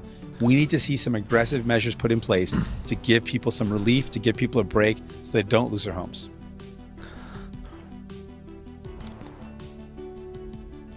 Yeah, you should be using this to start a class war. That's right. Yes, you have the bank raising interest rates and then the proposals for the government to offer subsidies so people can pay their mortgages with the increased rates. So basically just a subsidy for banks, right?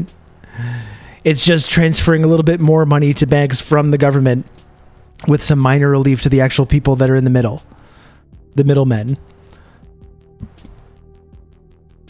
Yeah, don't propose direct help, just route it through the banks. Just propose a big subsidy for banks going from the state to subsidize people's mortgages. Aggressive measures should be locking up bankers. How about that? Yeah, that'd be a good place to start. Or, like I've been talking about, going into your party, first and foremost, or your parliament, and talking about which MPs own real estate investments. Are there I'm willing to bet there are. Are there NDP MPs that have a financial stake in this housing market, only continuing to rise? I'm willing to bet that there are. I know there's 40, 50% of our parliament that are actually landlords? Jail. Yeah, why don't we decommodify housing completely? Or just propose that? You know what I mean? It's like, even in the fucking even for the sake of just the discourse, why don't we propose some basic ideas like housing first, like decommodifying housing in the first place? We know it's not going to happen overnight. We know it's going to be a fight, but why don't we just put a stake in the ground there rather than playing this fucking game and proposing these kinds of market solutions? Oh, a subsidy for people's mortgages, a state subsidy for people's mortgages. How exciting. That's really something that's going to, for like people that have basically, like millennials and people younger than that, they've basically accepted that they will never own any property of any kind. That's very comforting for them.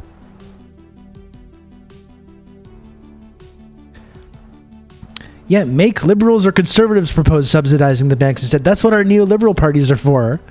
They've got that under control.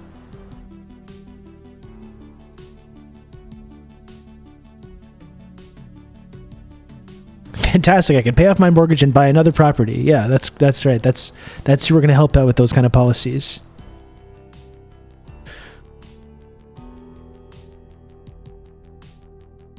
There's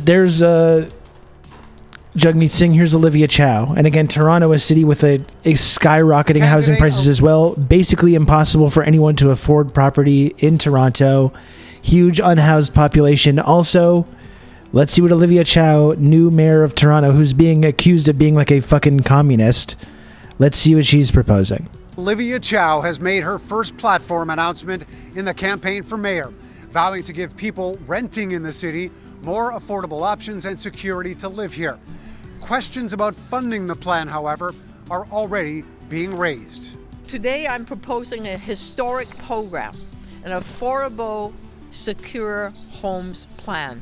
And this fund is an investment of $100 million into this fund to bring people together to actually... And then, of course, you see the media doing their role and taking this kind of like very like middling, sort of banal, nowhere near radical enough policy, and talking about the funding. Where's the funding going to be? Who's going to pay for it? You see the media doing their fucking jobs in that case as well, right? Buy the building that are at risk. Expanding on a program the city already has in place is more subsidies for landlords. For renters, helping not-for-profits and community organizations buy properties like this building and rent to low-income residents. The Parkdale Neighborhood Land Trust currently owns 84 buildings and with 205 rental units thanks to the city's help. But they say more can be done. Right now, the city has only allocated $10 million a year. Sometimes they bump it up just a tiny bit. But when we look at how big the city is and how big the housing crisis is, 10 million is just not enough. That's maybe like 1 to 6 small projects a year.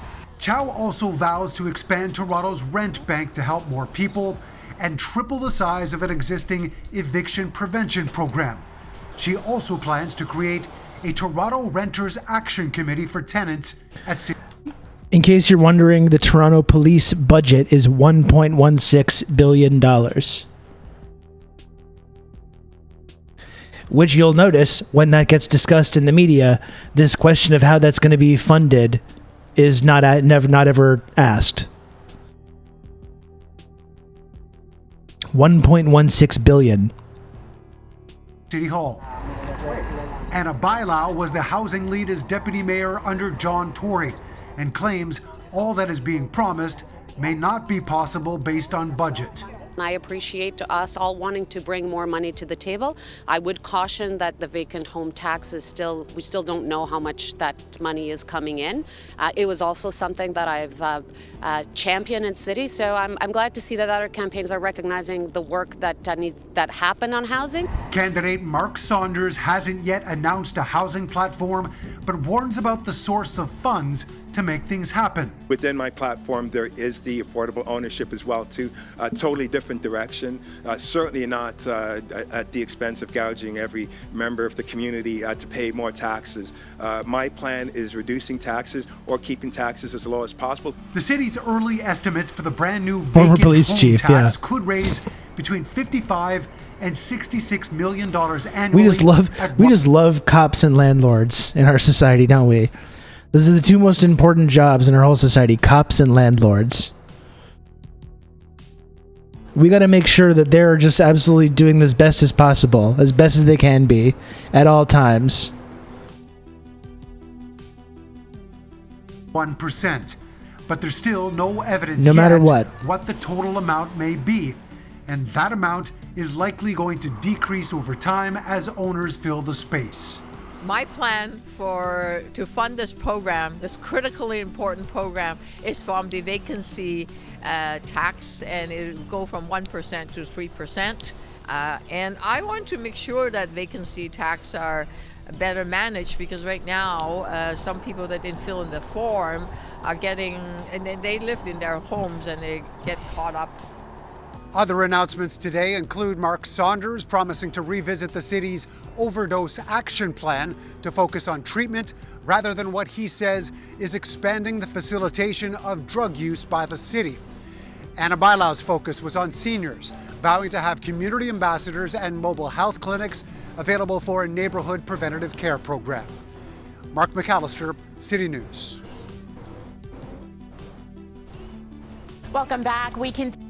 That was when Olivia Chow was a candidate.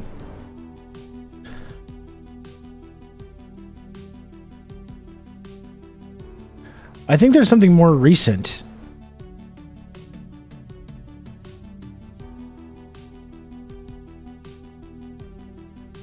Let me see.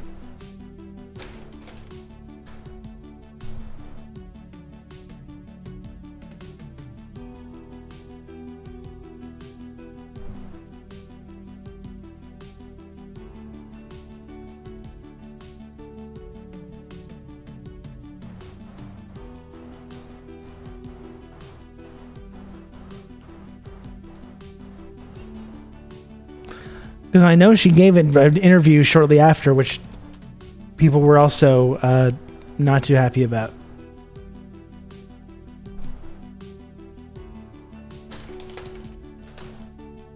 Let's see if I can find it here.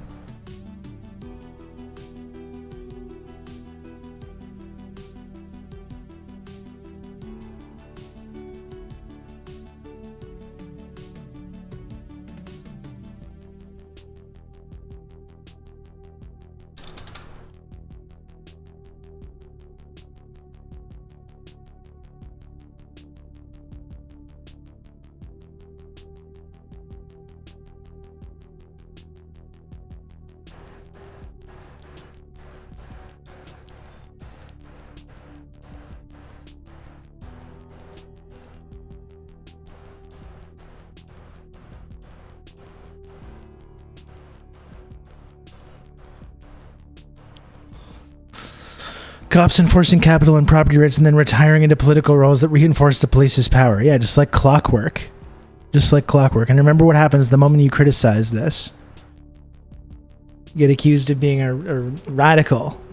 A radical. Making it impossible for liberals to hold office because they get painted with that budget. They get painted with that brush. Just wait till landlords get their own flags like the Thin Blue Line one. For some reason, Weenus, I feel like that already exists. I feel like, something is telling me that someone has already created that.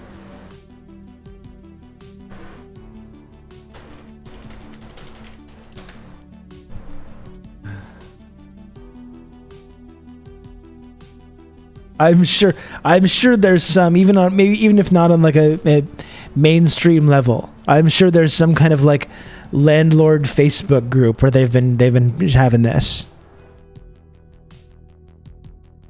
Yeah, the Thin Blue Line flag is theirs. That's right. You might as well just use the real thing. Exactly.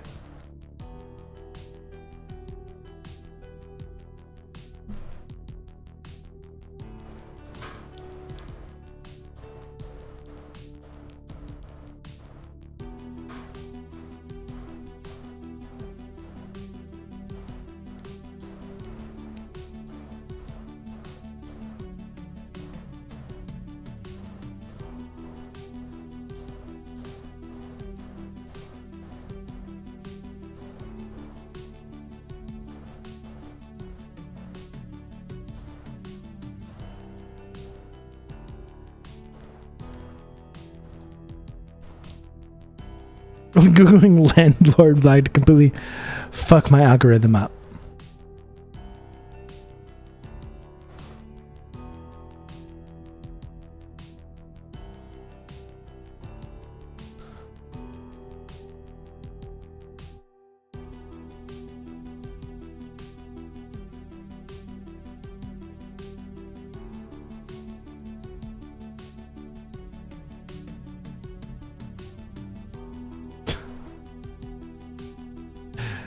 That is good. There we go.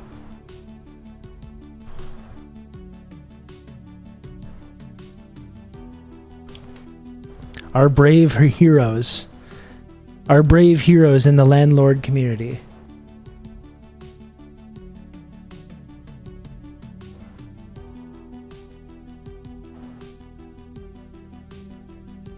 In the love for landlords subreddit. How incredibly cursed that is.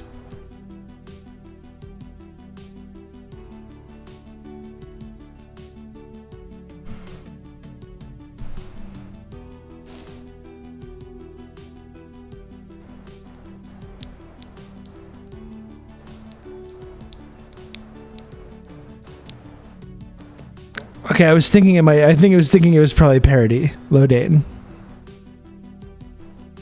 But still funny.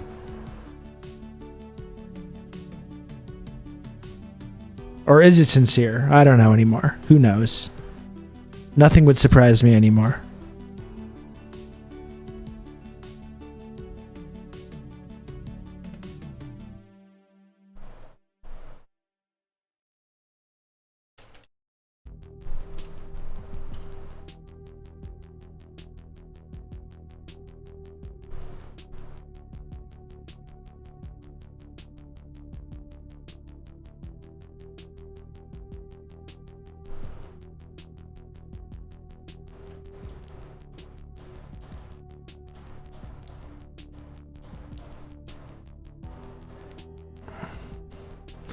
Have you covered any of the freakouts the right-wing weirdos have had over that Freedom movie? Yeah, the Sound of Freedom thing. No, but we're actually going to talk about that on the Insurgents podcast tonight. With Fieldy from Minion Death Cult podcast, who I know has been very immersed in that kind of wacky shit.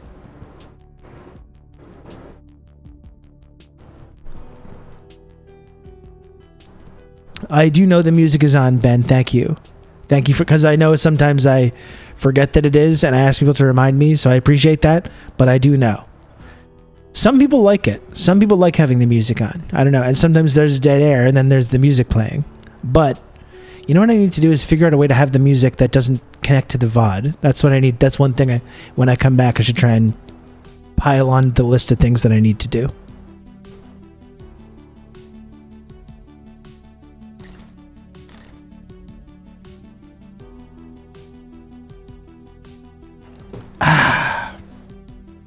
Fridge water.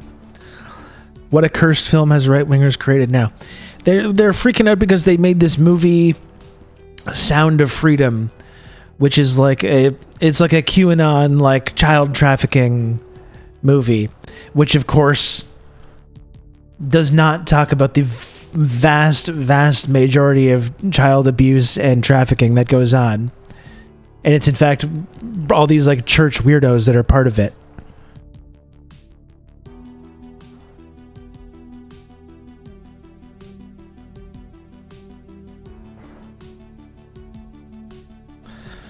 Yeah, I think this was the clip that I was looking for. I think it was. Nevertheless, it should be interesting to look at anyways. You talked about the middle.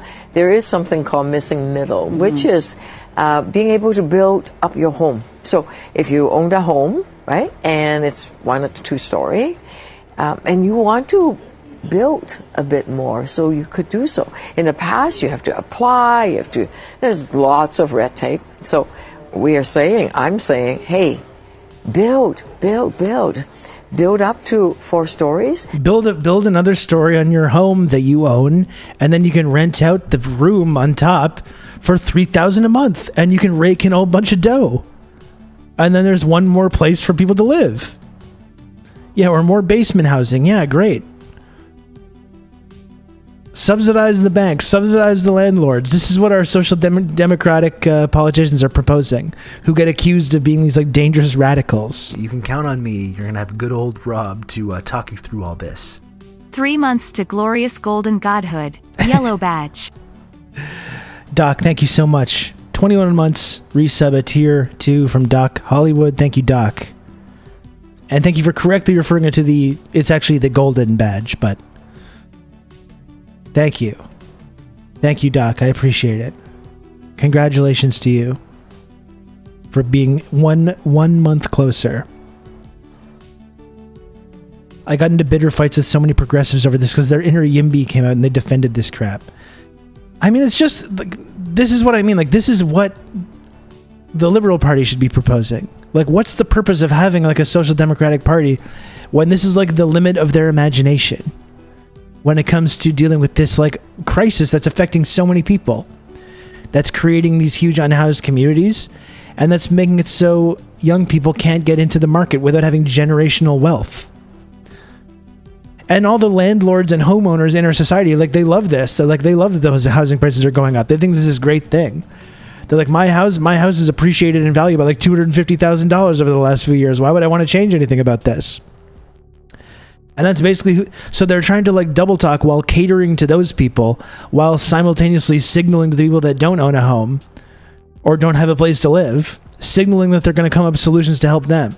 And it's like, it's mutually exclusive. You can't have it both ways. You can't like keep giving the homeowners and the landlords what they want while also making the issue easier for people to get into the market. For people that are not landlords or are not homeowners.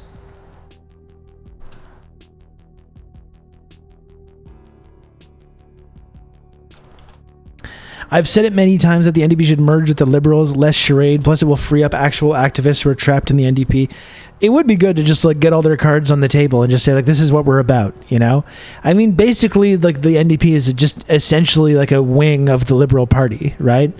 Except unlike in America where like the progressive wing is just part of the party, they have their own party and they can kind of pretend to be their own unique thing.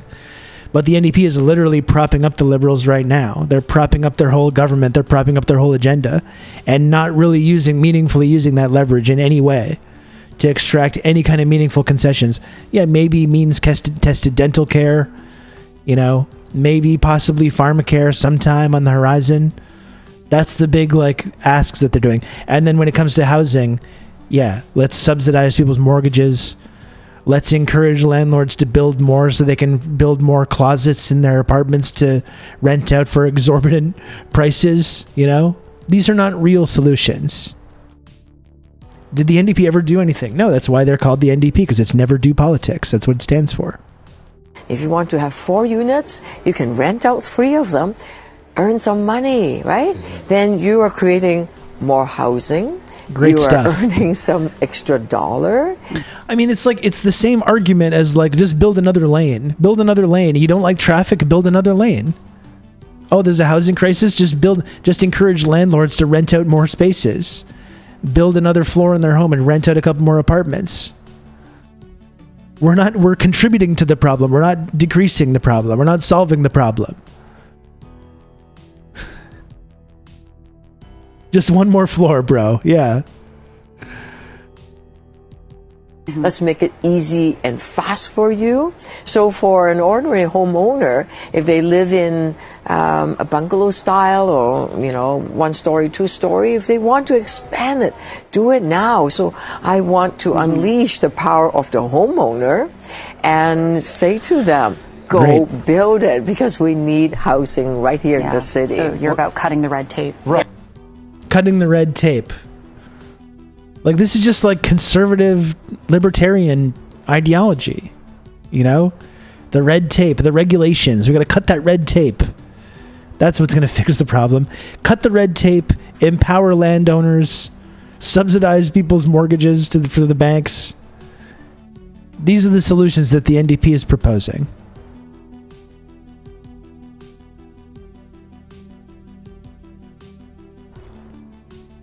It's the field of dreams. Build it and renters will come. Yeah, exactly. Rent it too. And I guess that's part of the problem too, is people imagine there's this kind of like idea that once there's more supply, then the prices will go down. But like that, nothing, like that, there's no actual evidence to support that conclusion. The problem with the housing crisis is clearly that the landowners just aren't fully unleashed yet. We haven't been catering to them enough. That's the issue. Unleash the power of the homeowner equals encourage neo-feudalism. You know, I wish this lady was a Chinese agent. I wish he was, despite that how ridiculous and racist and xenophobic those accusations are. I wish it was true, because then we would hear some actual solutions about landlords and what should be done. What should be done with their tenants? What should be done to make housing more available to people?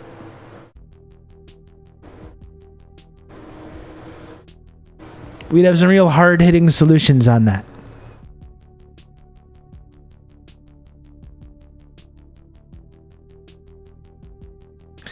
Landlords and developers are the only real financial power in city local government. It's part of the reason why police budgets are so swollen. Yeah, and it's like you see the whole reason that the police exist is just to like perpetuate that system and to protect them and their private property, not to solve crimes or protect people or whatever it is, you know? What a scam. Scam economy, folks. It scams all the way down.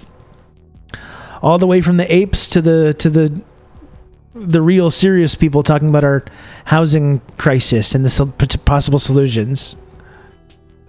Oops, all scams.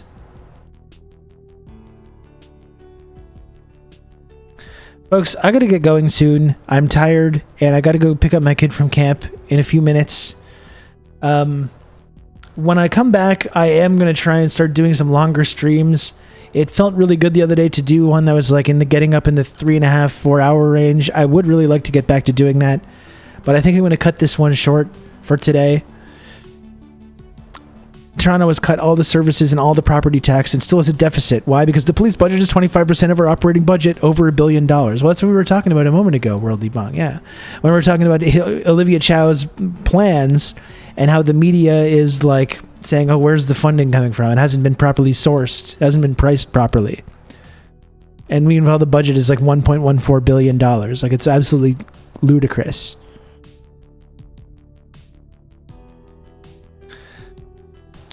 Last stream for 1 week, 1 sub equals 1 goodbye. You host 33 goodbyes. And actually, the intention of that was to say that subscribing means that you're saying goodbye to me. But I'm not opposed to that as well. And folks, we're 2 subs away. We're 2 subs away from hitting the goal on the final TRRS stream. Good old Rob to and we're now 1 sub away, thanks to GMO Radio. Thank you, GMO Radio, elite tier member of the Friendship Triangle system. Thank you for the gifted sub. Bye, bye, bye, bye, bye, bye.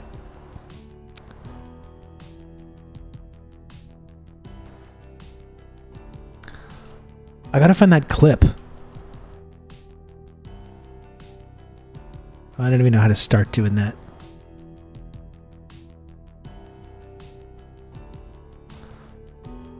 You can count on me. You're going to have good old Rob to talk you through all this.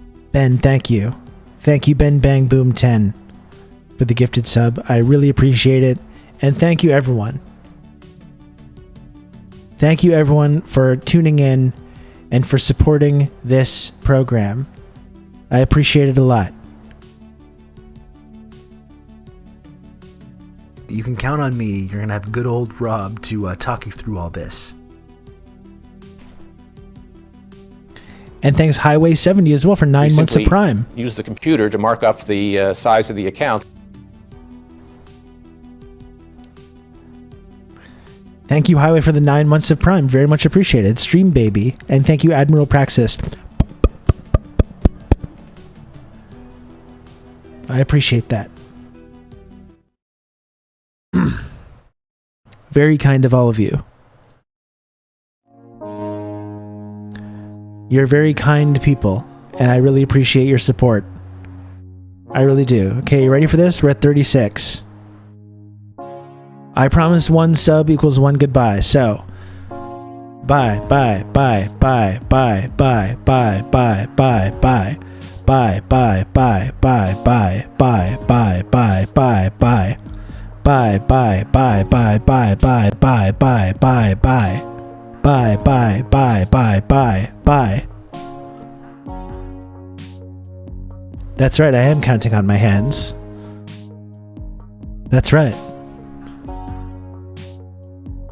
Do you have a problem with that?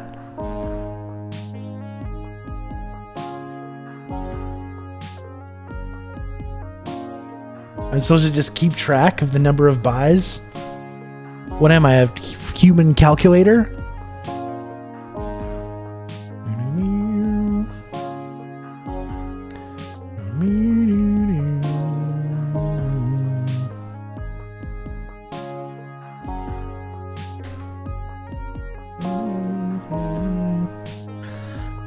Thanks, folks. Thanks for watching today.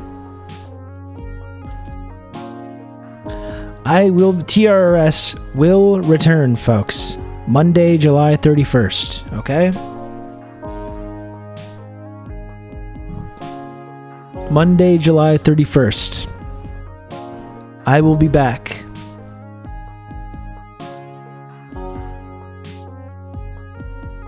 And I'm looking forward to it already. And I'll be in the Discord server as well. You know, I'm not like burning my phone and like leaving society or anything like that. I will be around. I just won't be doing the stream.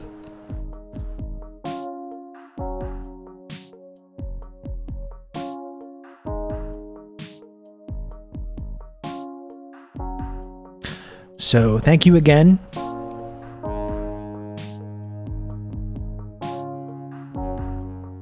And that's all. That's all I got.